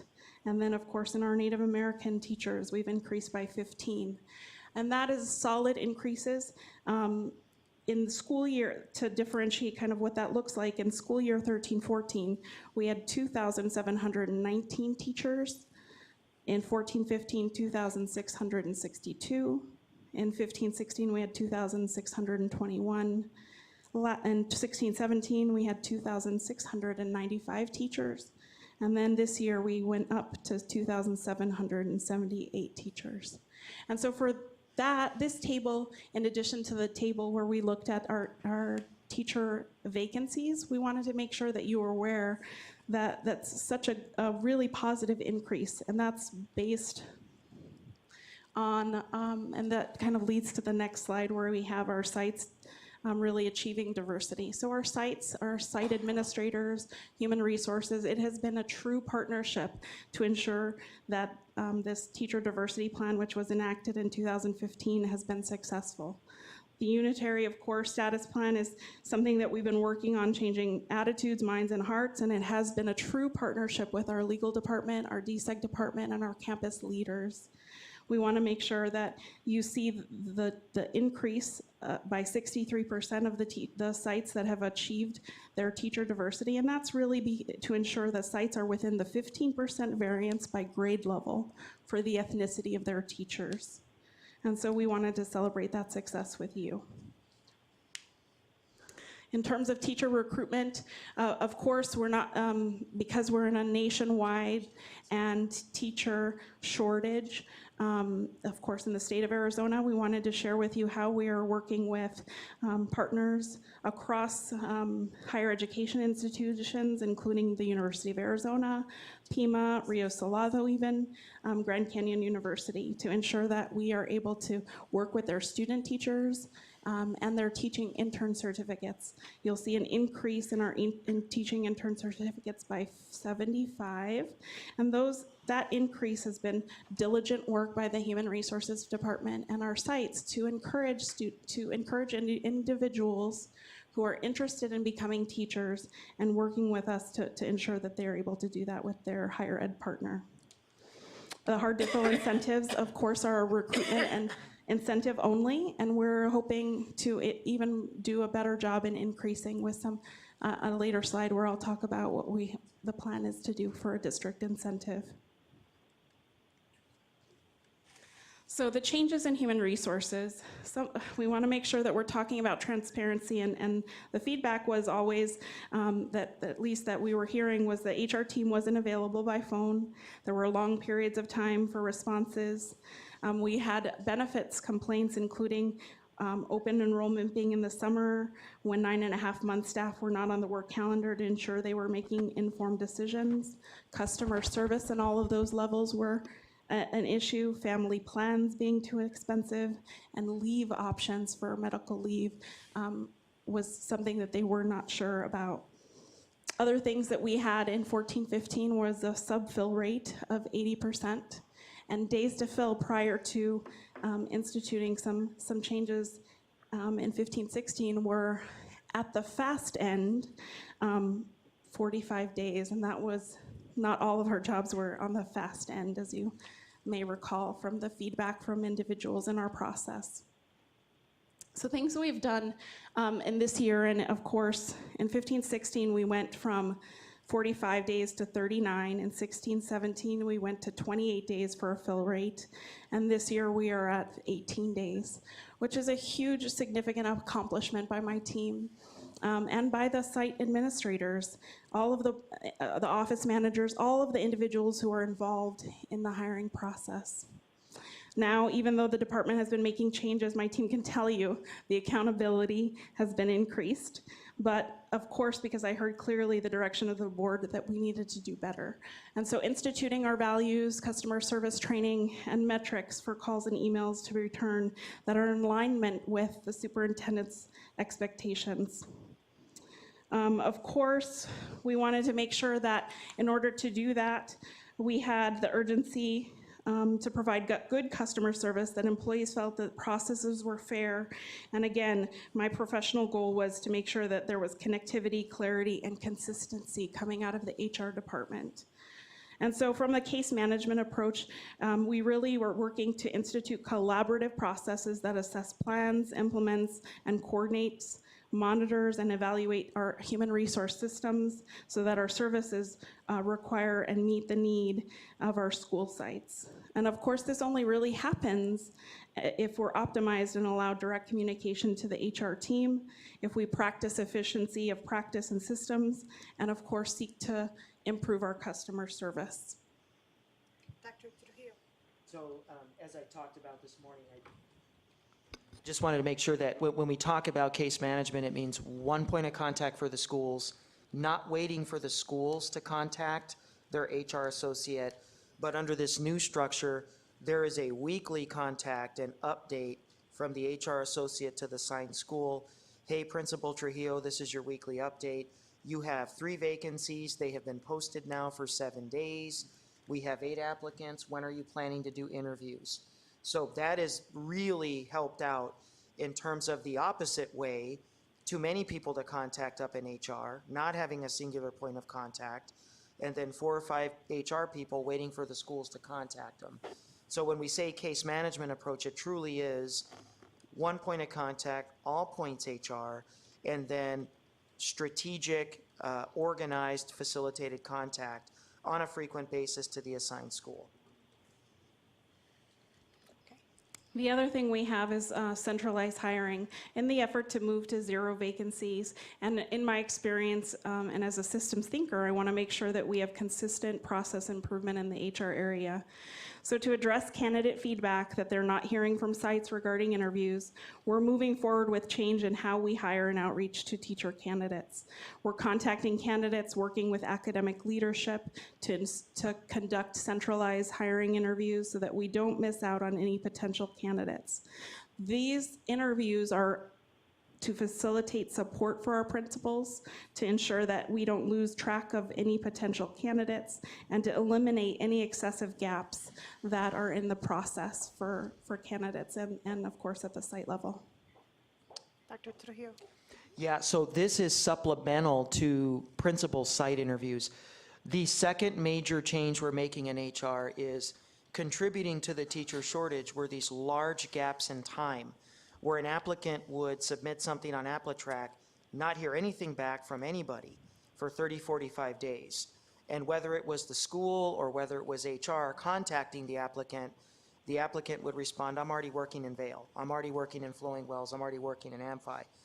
The new system is when somebody applies an AppleTrack, within 7 to 10 days, they're being interviewed at the central office by a committee of academic leaders, usually our directors, representatives from XED, representatives from our equity departments like CR or like African American Student Services, academic leaders that have all been principals and teachers that will screen the teacher applicants so that the applicants have at least had an interview and they can say, okay, we've screened you and we're going to be putting your names out to schools. And then the second part of this is that our schools are being given a timeline to make a hiring decision. We're giving you now screened applicants. We're expecting that within X period of days, you're making a decision, or we're going to be starting to place the teachers. So it's that balance between site autonomy, but also making sure that we don't have those excessive gaps in time that's losing applicants. In terms of what we'd like to do for district initiatives, of course this is feedback driven, is a proposed benefit year change. As a result of the feedback we have been hearing, of course this item is going to take some long conversations, and we want to make sure that you know that we'll be bringing this to the board as a separate item for full discussion and consideration as a recommendation in April. Again, we would like to increase the stipend from $2,500 to $5,000 for our hard to fill, the math, science, and exceptional education. And of course, as Dr. Trujillo has mentioned, the 0 vacancies for classroom teacher. And this is a true partnership of again, in utilizing our centralized hiring and making sure that we're working with site administrators and academic leadership to make this a reality. Dr. Trujillo has said that even if from 77 this year, we will shoot for 0 vacancies, and if we don't quite get there, we'll still be a lot farther along than we have ever been. And then, of course, for direction from the board, the offering of long-term substitutes, teacher contracts in the district, and so I wanted to make sure that you were aware that we have made over 12 offers, although not all individuals have accepted those offers, but we have made definitely, upon the board's direction, those offers to our long-term substitutes.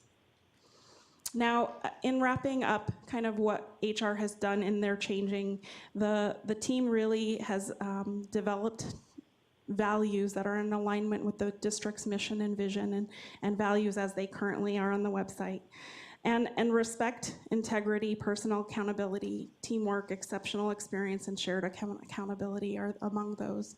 And the examples that my staff wanted me to share with you are under respect, that they communicate with all levels of the team TUSD with respect, for integrity, that we're honest and ethical in our work, that we can complete tasks with quality and accuracy to the best benefit of the students, team goals, and in their job. For personal accountability, they wanted me to share with you that they wanted to be trusted in accomplishing goals, that they take ownership of their mistakes and fix them. And under teamwork, that to be efficient, work together in harmony, which can be a challenge in some days, but of course making themselves available to others who may need help. And we can tell that this framework has really affected the way that they do their work, and I can tell you that I've heard it from my peers and others that they have really felt a difference in HR. For exceptional experience, they want to make sure all customers are received with a positive attitude and to make them feel valued, focused on their individual journey. And for shared accountability, which is our final, is work together towards solution rather than blaming, and go the extra mile because they don't wait for anyone else to do it. Questions? Mr. Hicks, thank you. Thank you. Thank you for that. And I have heard a lot of good things about what's going on in our HR department. Thank you. I do have a question in regards to some of the elementary schools on the east side.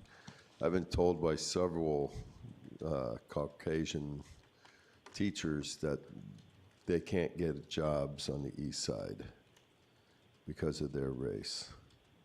Is this such as at Solon, Tom, Marshall, Dunham,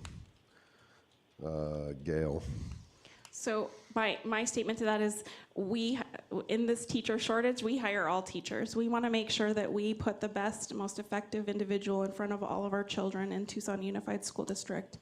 There is a court order for a teacher diversity plan, and so there's a transfer stipend and an encouragement to be within a 15% variance, again, of ethnicity by grade level, but that is across the district, and it's affected by the sites per the ethnicity makeup of their site is.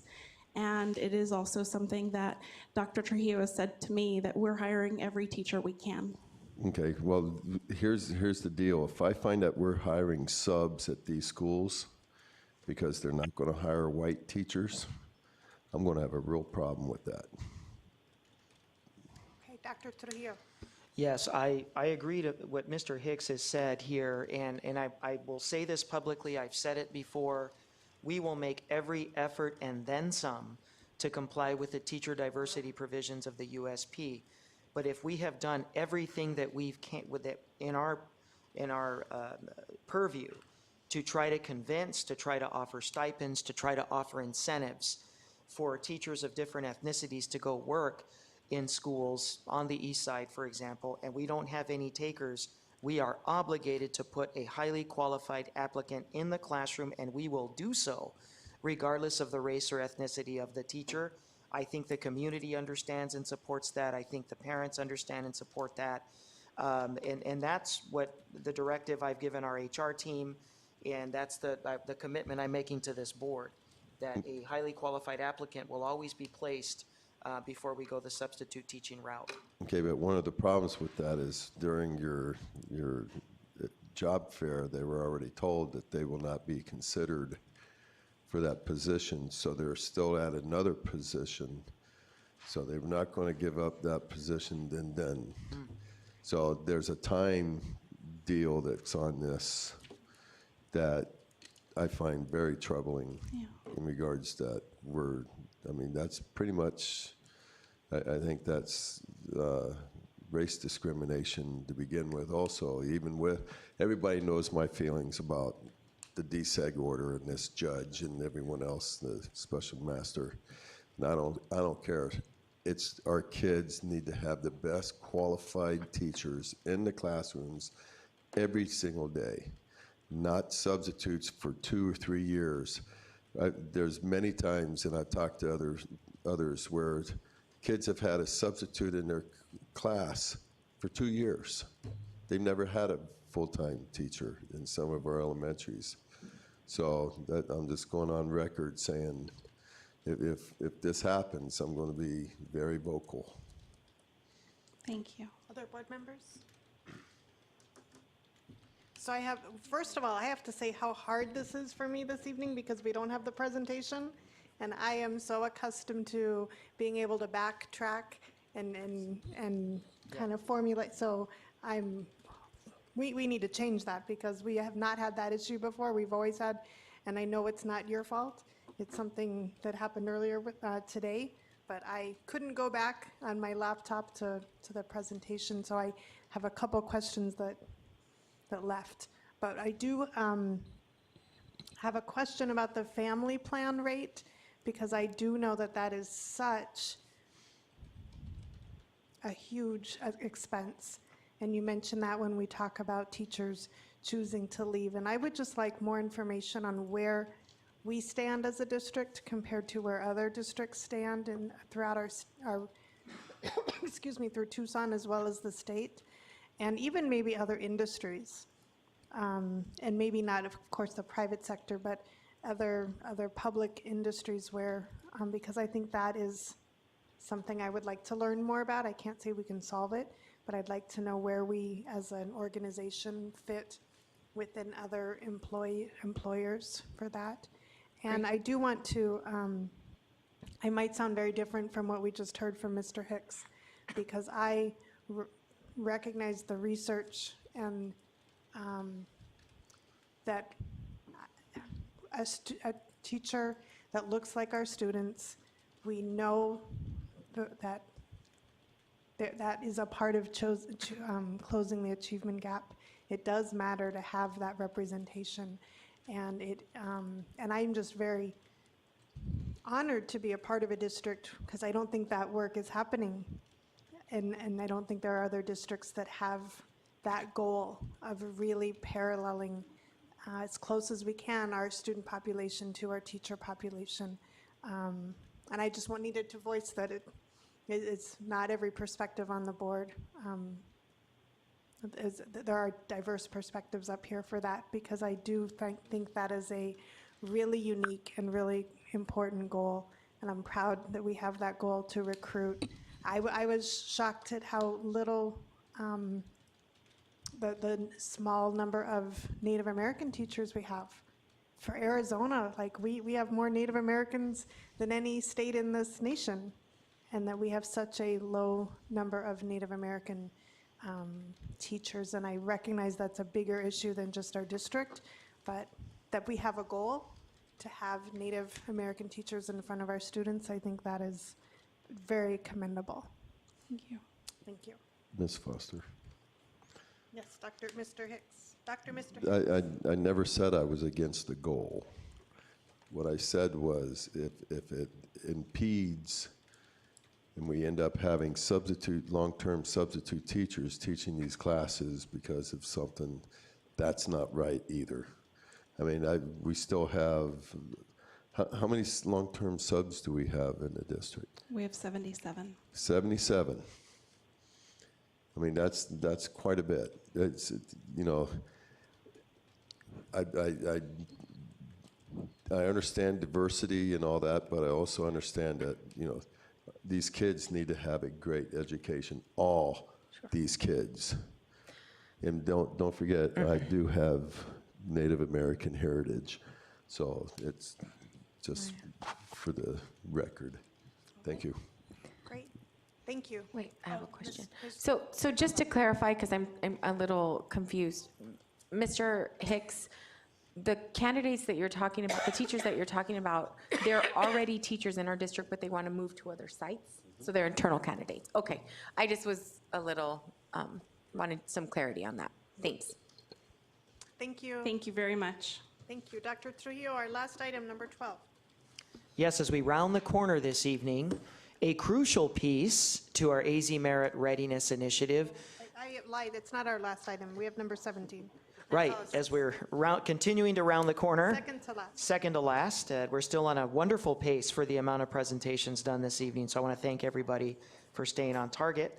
A crucial piece to the AZ Merit Readiness plans that we talked about earlier, that the middle school share, the elementary school share, and the high school share is the concept of the targeted learning session.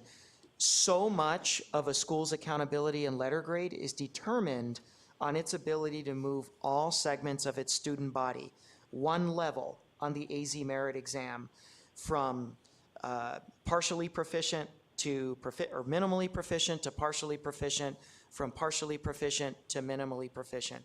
So what we've done at every single one of our sites, we've gone in using last spring's AZ merit data for ELA and math. We've identified small groups of students at each site that don't have attendance issues, that don't have discipline issues, that are on the verge of moving one level to the next. And we've created these during the day opportunities for them to get additional instruction in math and English language arts, designed to get them ready for AZ Merit coming up here in April. So here to take us through that is our interim director for curriculum, Dr. Giovanna Grijalva. Great, thank you. Good evening, President Stegeman, Board Clerk Foster, Superintendent Trujillo, Legal Counsel, and Governing Board members. Tonight we are here to share an exciting initiative with you that has been created to support students' academic performance. And tonight we're providing an overview of the TLS, of the Targeted Learning Sessions. This has been an entire team effort. And some of our members that will be presenting are Shal Merrick, Heidi Aranda, and John Kromkowski.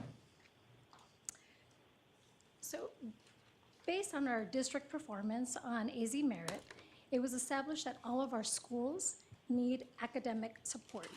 Targeted learning sessions were established in order to address the need for additional academic support. So with that information, we'll go ahead and start providing some numbers in regards to participating teachers and students. And at this time, I will have Heidi come up and present some of the information. Good evening. So here you can see the participating teachers and students. These targeted learning sessions are being provided for students in grades 2 through 11.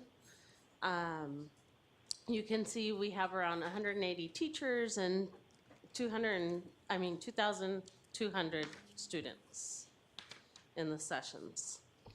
So these sessions are being provided in a very focused amount of time, from January to mid-March, or the end of third quarter for high schools, and through March 30th for K-8 and middle school. And so in order to really target that instruction in that period of time, it was very important for us to identify students very carefully. So we started that identification of students with a list provided by Dr. Freitas and her team of students that were on the cusp of moving up a level on AZ Merit. So they were either a few questions away from becoming partially proficient or from becoming proficient. We also looked at their quarterly benchmark data and how they were currently doing in their classes through teacher assessments. And two other critical pieces of data were students' attendance. We wanted to target students that were coming to school, that were receiving instruction. And then for high school students and middle school students, their schedules came into play as well, because the schedules needed to match when the targeted learning sessions were being offered. So as we identified students, we invited them to participate in these classes through an invitation to their families. So they had to agree to be in this class and commit to their participation in the classes.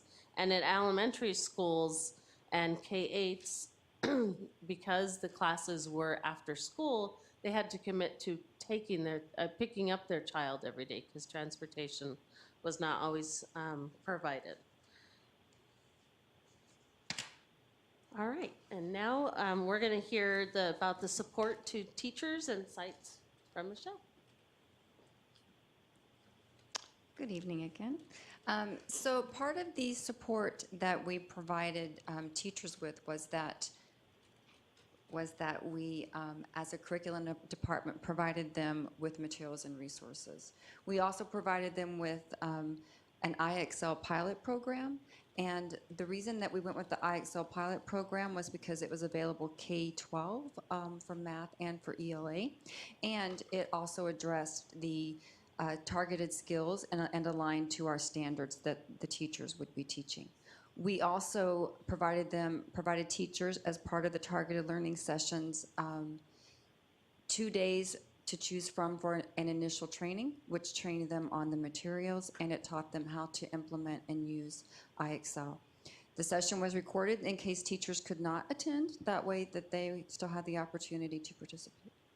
And then as a department, we provided a curriculum website and newsletters to communicate with our teachers. IXL provided a webinar for question and answers in January, and that was also recorded so that teachers could upload it and listen. And they also provided some site visits. Their IXL specialist came in February and provided some site visits to support with job-embedded coaching. Then as a curriculum department, the members of our department were assigned to schools who had targeted learning sessions going on, and we supported them with whatever they needed. So we also visited their sites, and so currently we have 109 site visits where we've been. So we provided teachers with an instructional framework, and this instructional framework provided teachers in the targeted learning session a very focused way to teach their students. And so we provided one for ELA and one for math. And it starts out with a whole group lesson. And the whole group lesson, the teacher selects a highly leveraged standard, and they teach that one highly leveraged standard during the focus lesson. And then students practice that highly leveraged standard using the Empower task cards and the technology, and in small groups with the teacher. At the close of their session, the students summarize their learning. And so this framework is used in both ELA and in math. And there's the math one as well.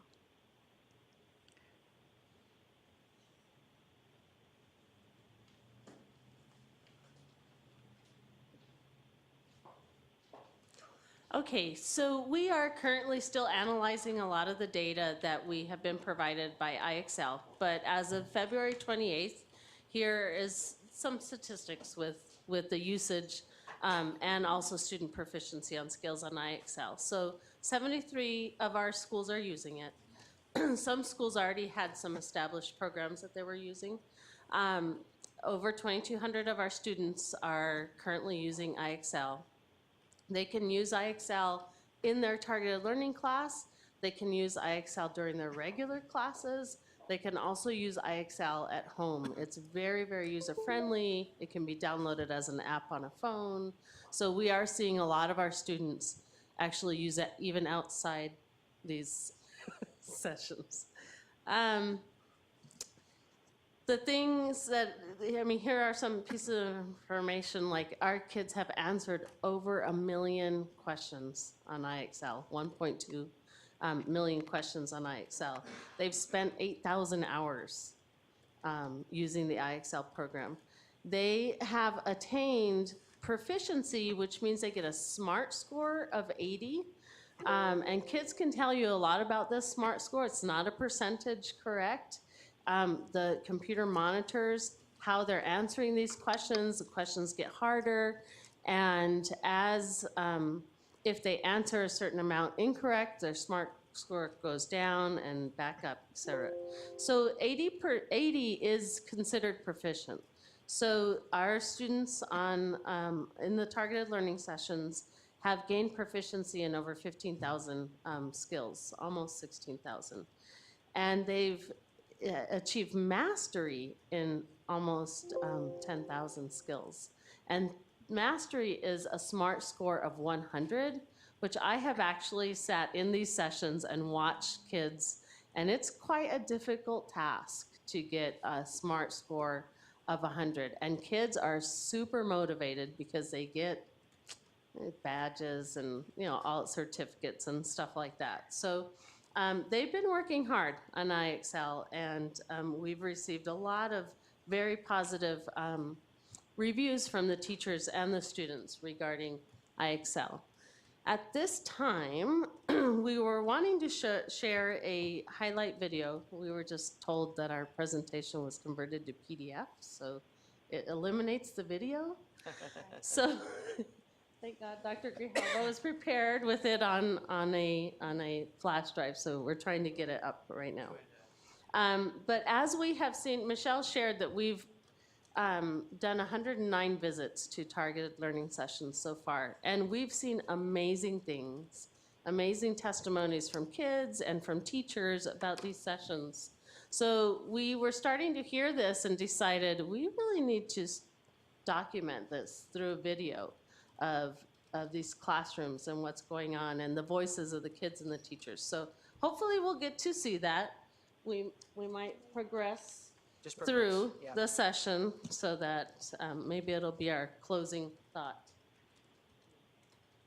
Is that to me? Oh, gosh. Okay, and without a PowerPoint, here we go. So just a quick overview of how we selected the materials. Thank goodness for, printers still. We got it there. Got your paper. I was watching something else. Yeah, oh, yes, good. I'm glad you're on task there, Mr. Hicks. So we just wanted to share that we very carefully structured these sessions. We structured the model. We also very carefully selected the standards that would be taught. There were only 13 standards to be taught in each of the grades in each of the content areas. And those standards were selected based on the AZ Merit Blueprint. So what are those standards that are heavily tested, 70% of the test?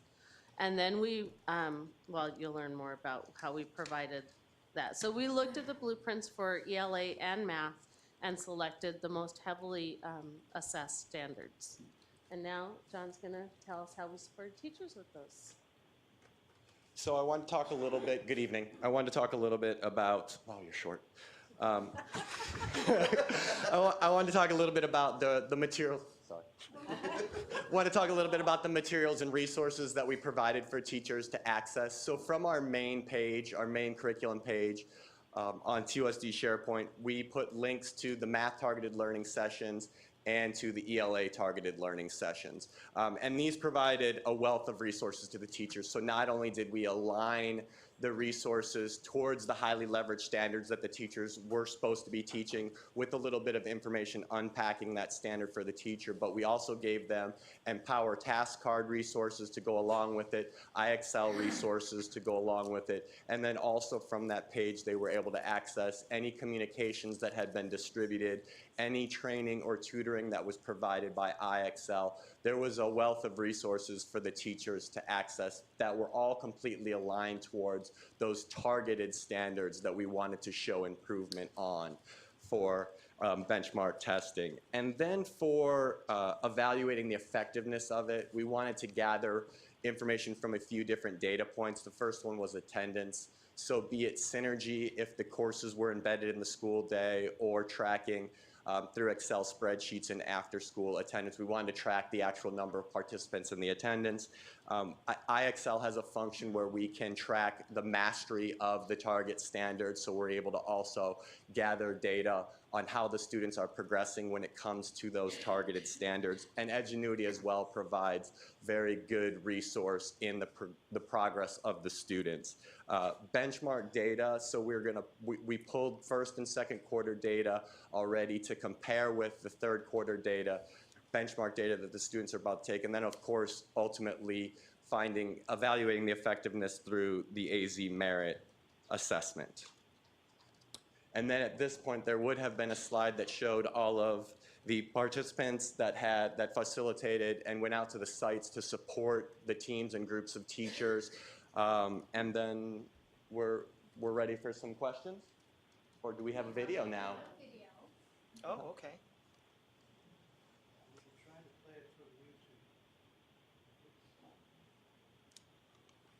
While he gets that.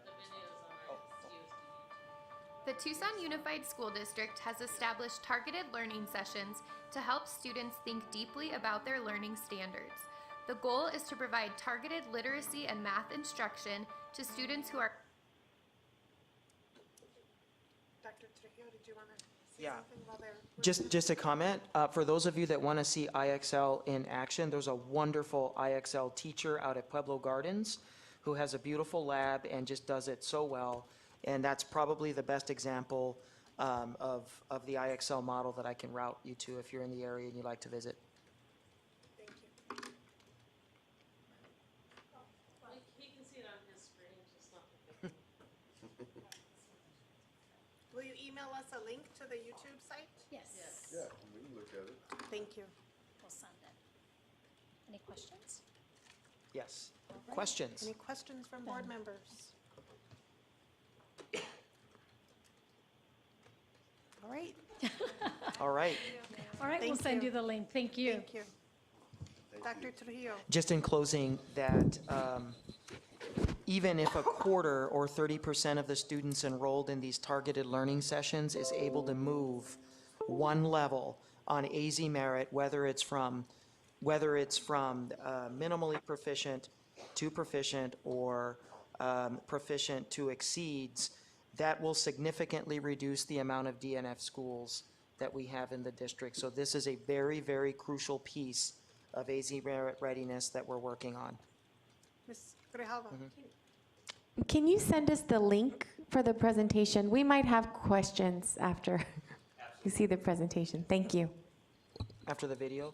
Yeah. No, just in general, like the whole Oh, the whole presentation. Okay. And maybe the presentation not in PDF form, but in the PowerPoint form? Oh, PowerPoint. Yeah, Thank you. right. All right. Dr. Trujillo, number 17. On item number 17, since it's brought forth by our board president, Dr. Stegeman, I'd like to ensure that he's on the phone. If he's, Dr. Stegeman, are you still there, sir? And before I get to that, I had a couple of points about the agenda. I tried to get attention earlier, but I think it's nobody's fault that didn't happen. It's just hard when I'm on the phone. Okay. Yeah, I never got a text there- from you. Yeah, I might have used the wrong number. Anyway, that's not consequential. There was a comment that we had not received the presentation for the human resources item, but the staff did send us that presentation this morning, so we did have access to that. And I think item 12, we already have access to all of that online, except maybe for the video. I'm not sure about that. And my second question about the agenda is, I may have heard incorrectly about the items that were pulled. What were the three items? And again, this is the problem of being on the phone, and that's my own fault. Yes, What were the three items that we pulled Dr. at the start of the meeting? Stegman, we pulled item 13, 14, and 16 at Dr. Trujillo's request. And that's because also it's already 9:20, and so we will have those items at another time. And the board, we voted for that and it passed. Yes. No, I know that it passed, but I think and I voted for it, but I didn't understand. I think again, that's my problem. I misunderstood which numbers were being pulled. So 14 is the 301 committee update. We have 40 minutes to curfew. Is there a reason we wouldn't want to do that tonight, as opposed to we have a big backlog of items? We have a time but- shortage, and I'm just Let me ask the board if anybody would like to bring that back. I understand we all voted for 13, 14, and 16. I would move to reconsider, since as long as we can get it done before the 10 o'clock deadline, I would move to reconsider hearing the 301 committee update, if there was a second. We still have our item facilitators here, if the board is going to consider that option. So is there a second? I have a question before I'm They're not here. ready to Yes, Ms. turn. Sedgwick. Why was the item postponed? Because Dr. Trujillo, for time consideration. I'm actually wondering if Dr. Trujillo, why did you request that we postpone the item? I requested to postpone the item because of time constraints to make sure that the board got out before curfew. Nothing more. And then, Well, I would move. I mean, I'll go ahead and do 17. I don't expect that to take long, and then I would move that we circle back and handle at least the 301 committee update as long as we're done before 10. I'll second. okay, all those in favor? Actually, let's do a roll call vote, please. Ms. Grijalva? Yes. Mr. Hicks? No. Ms. Sedgwick?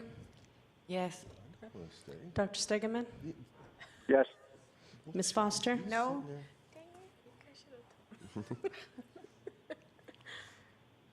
Okay, Dr. Because they're going to sit there and talk for half an hour. I know. Dr. Trujillo, number 17, please. Yes, so are we going to do, so we want to move we'll to do Yes. 17 or 14? Yes, We'll do 17. yes, my motion was I'll go ahead and do 17, Okay. and then, as I have said, the motion passed, and then we will do 301 as long as we're getting it, as long as we get done by curfew. I will turn the item over to Dr. Stegeman as he brought it forward on 17. Right. So this concerns an active bill in the legislature, House Bill 5202, concerning a potential mandate from the state on child abuse prevention education. And I am bringing this to the attention of the board because my general feeling has been that it makes sense for the board to consider such items when they are active and under consideration and the outcome's uncertain, and our opinion might matter. Now, this bill passed the House fairly narrowly, has gone to the Senate. I'm not aware that it's scheduled for action, but again, that's our lobbyist's job to monitor for that. It passed with a majority of Democrats and a majority of Republicans, but a substantial number of Democrats and Republicans voted against it. It was fairly close. I'd like to ask Dr. Trujillo, and I can say a little bit about what's in this bill, but Dr. Trujillo, do we have any information from our lobbyists? I don't want to jump out in front of what our lobbyists have advised us about the status and content of this bill. Do we have anything from them? Yes, thank you, President Stegeman. I'm going to turn it over to Rob Ross, who has been in contact with our lobbyist with regard to this bill and has also collected some feedback regarding what's currently in place in the Tucson Unified School District with regard to child abuse prevention education and information on reporting and identification throughout the district. Mr. Ross? Thank you. Actually, I have not spoken with the lobbyist about this, but I did do the other that you mentioned, which is gather some information about what we're doing now. I know we have the abstract here, but basically what this bill would do, and it did pass, it is in the Senate, and I couldn't find today whether it's scheduled for another hearing in the Senate or in a committee. I did look at that right before I came. So what this would require is annual training on child abuse prevention to mandatory reporters, and that was actually an amendment made in the House. It used to just say school personnel, and they changed it to basically any personnel who are mandatory reporters, which is school personnel, and to students, which is the new part, the really new part, because there's already, for us, because there's already training for employees on child abuse prevention and reporting. Some of the key points about this statute is... Mr. Ross, were you going to speak to TUSD's, Dr. Fields, you're going to speak to TUSD's current practice? Yeah, the current practice is we have onboarding training for all employees on child abuse reporting, and also it is done at sites regularly. And it's more about reporting, not as much as this policy kind of points to child abuse prevention. We do have some of that information in the onboarding, which I just recently did. But this is really focused on a lot on prevention. Now, what this statute would provide is that if a teacher is taking the state-approved curriculum for their licensure, that will satisfy their obligation. but that's not something that a teacher does every year. So it will be an additional, I wouldn't say burden, but additional task. What's not happening regularly across the district, and I doubt many districts do this, is the training of students. The information that I found out from the academic team is that there are some schools that have child abuse prevention and kind of a stranger danger sort of deal, but not in the way that this law would have students learn. It would be identifying dangerous situations, identifying personal boundary violations, how to be sure students are safe by checking with an adult, how to resist dangerous approaches and invitations, how to summon help, and what to do if abuse occurs. Some of that is covered in some of the kind of stranger danger things, but that's in the lower grades. This is for every student annually, and up to 180 instructional minutes spent on this annually with students. So it's a pretty comprehensive sort of approach that this would do, and it's not something that's happening routinely around the district. There are pockets where this happens. Some of the other things that this bill provides are a requirement to post signs with the abuse hotline numbers and other contact information for child abuse reporting in every school in English and Spanish, and also provides that parents would have an opportunity to see the curriculum that's being used and have the opportunity to opt out of it if they wish. They're also specifically saying this is not sexual education. That's what the statute says. That's not what this is intended for, but really for child abuse prevention and reporting. So that's what I found, what's happening around our district and what this law does if it passes. All right. Well, thank you for that. And Dr. Trujillo, you also do not have information from the lobbyists specifically about this. I'm hesitant to give our lobbyists direction without board action being taken on. No, I just mean information from them, not direction. But do we have information on the status of this bill, the likely status of this bill in the Senate, anything like that from them? We have received their most recent legislative report. However, it does focus on the ELL bill regarding the ELD 4-hour block, and of course, House Bill 2524 with regard to how it applies to Santa Rita. But I can certainly follow up with our lobbyists. All right. Well, if I'm bringing this to the board, and this is obviously not for action tonight, and I will try to be very concise, because I am concerned about this bill, and I wanted to raise the possibility that the board would want to take a position against it, since it is has uncertain prospects in the Senate, at least until we're advised otherwise. And my concerns are, and I think this is shared by some legislators too, maybe, but my concerns are, one, this is a very detailed and unfunded mandate. I think that this kind of education is something that we would want to do anyway in some form. We probably would want to expand what we're doing, as Mr. Ross has informed us. If we're only doing this at some schools, I suspect that we would like to maybe do a better job at this, and we can do that on our own initiative with or without this bill. And whether we would want to do it in exactly the way that this bill directs is uncertain. The bill has instructions as detailed as the size of the signs that we have to post about this in schools and where we post them. And I doubt even the board would want to give that level of detailed direction to the staff, much less receive that from the state. So I'm concerned about not the motivation, but the unfunded mandate and the highly detailed compliance requirements for this bill and the burden that is going to be a necessary burden. And secondly, I'm concerned about the opt-out provision, because part of the intent of this bill, which I support conceptually, is to give students some guidance about recognizing child abuse and what to do about child abuse.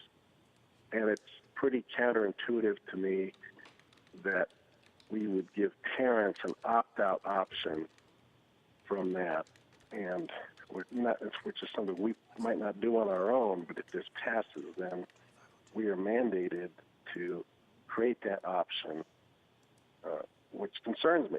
And so for those two reasons, and again, I'm not asking for any decision tonight, but for those two reasons, I am raising the possibility that we would want to take a position on this bill. And I guess if the board could communicate this at this time, or the board could communicate this in communication to the board office. Okay, or Dr. to me, as long Stegman? just a moment. Could communicate this, some willingness, some interest in pursuing this, then this can be brought back on another agenda if the lobbyists eventually inform us whether this is active, or if the board has, if other members of the board do not have any interest in this, then I won't bring it forward. But I do think that this bill raises some concerns. Okay, thank you, Dr. Stegman. So this is a study item, and we heard your, I don't know if other board members have enough information to join the conversation right now to give Dr. Stegman a leeway where he's thinking. Ms. Sedgwick?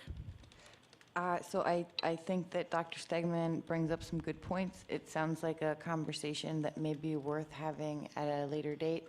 I would most definitely like to hear from our lobbyists about their thoughts and potential impacts, and maybe we can bring this back for further discussion in a week or a month or so. Okay, thank you. Thank you. All right, item number, back to item number 14, Dr. Trujillo. Yes, item 14, one of the changes that we made to this year's 301 work with regard to Pay for Performance Fund 12 was increased transparency and a lot more frequent updates to the board as the work was going on, as opposed to now the work is finished and we want you to vote on something. So we're having our minutes posted, we're having monthly updates now as we engage in the process. And here to give us an overview of the minutes that are posted for the public is our Director for Employee Relations, Maricela Mesa, and TEA President, Mr. Jason Freed. Thank you so much, governing board members. What we're here to present to you is just an overview of our meeting. Basically, it was our first meeting, and we had introductions, and we talked about what went well last year. And this group is focused on Fund 12 of the 301 plan, so it's just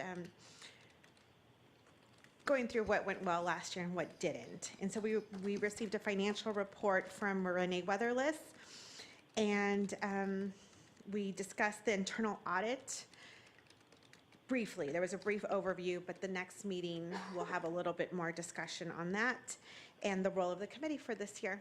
And we have a meeting coming up, I believe Friday, this coming Friday. So that's about it. Do you have anything you want to add? Ms. Foster. And it's my understanding that the teachers and the whole committee and everybody's in agreement with this, and there's really not. Great. We sent out the minutes to the group, and everyone was there for the meeting. Okay, thank you. Ms. Foster. I've been hearing some rumblings in the community about 301 payouts, and so I thought that this was, the timing was excellent. I like the idea of bringing us the committee work in the minutes. But you should know that there are rumblings out in the community, and communication is, as far as I can tell, the only issue. So there's a heads up. Ms. Mesa, would you like to respond? Sure. Can you elaborate what those concerns are? Just so the committee could address them.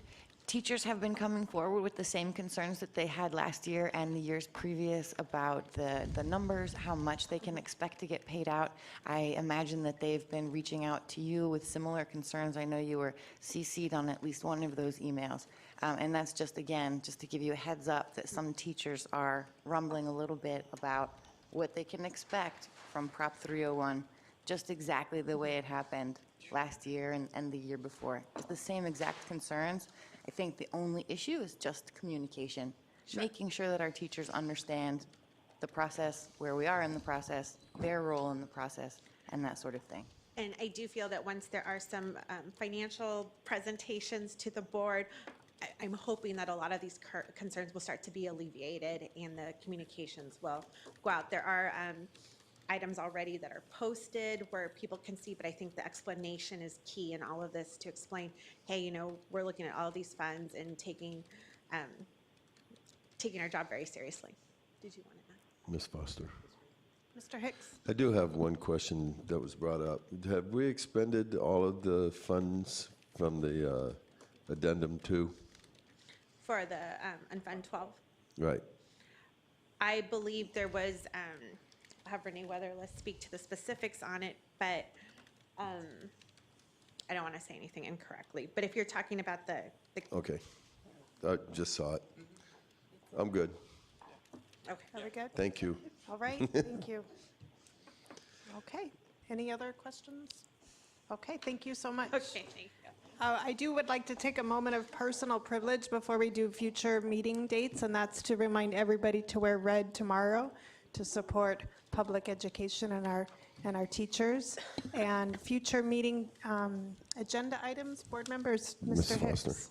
Foster. I would like to ask that we, since this was I believe it's either the third or fourth time that we postponed item 13, which is the update on integration efforts. I would like to ask that this item be brought at our next meeting at the beginning of the meeting, not Okay, next Tuesday? towards the end. Okay.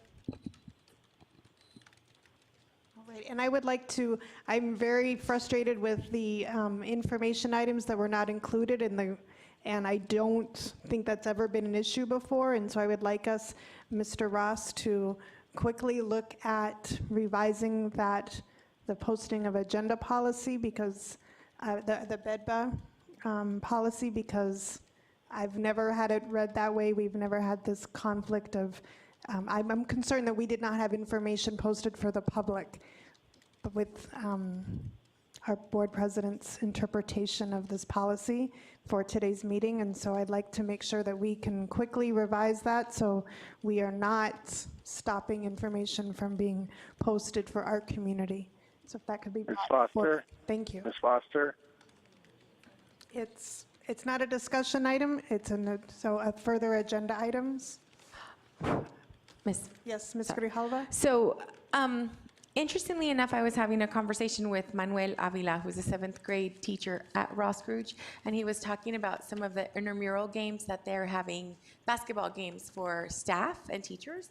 And so I just was wondering if we could get an idea of how the district can support our staff in having some fun activities and maybe setting up some opportunities for them to have a little competition. Yep. Anyway, I thought it was a fun idea. Mr. Hicks? Oh, no, I'm just putting my hands up. Okay, all right, our meeting is adjourned. Thank you.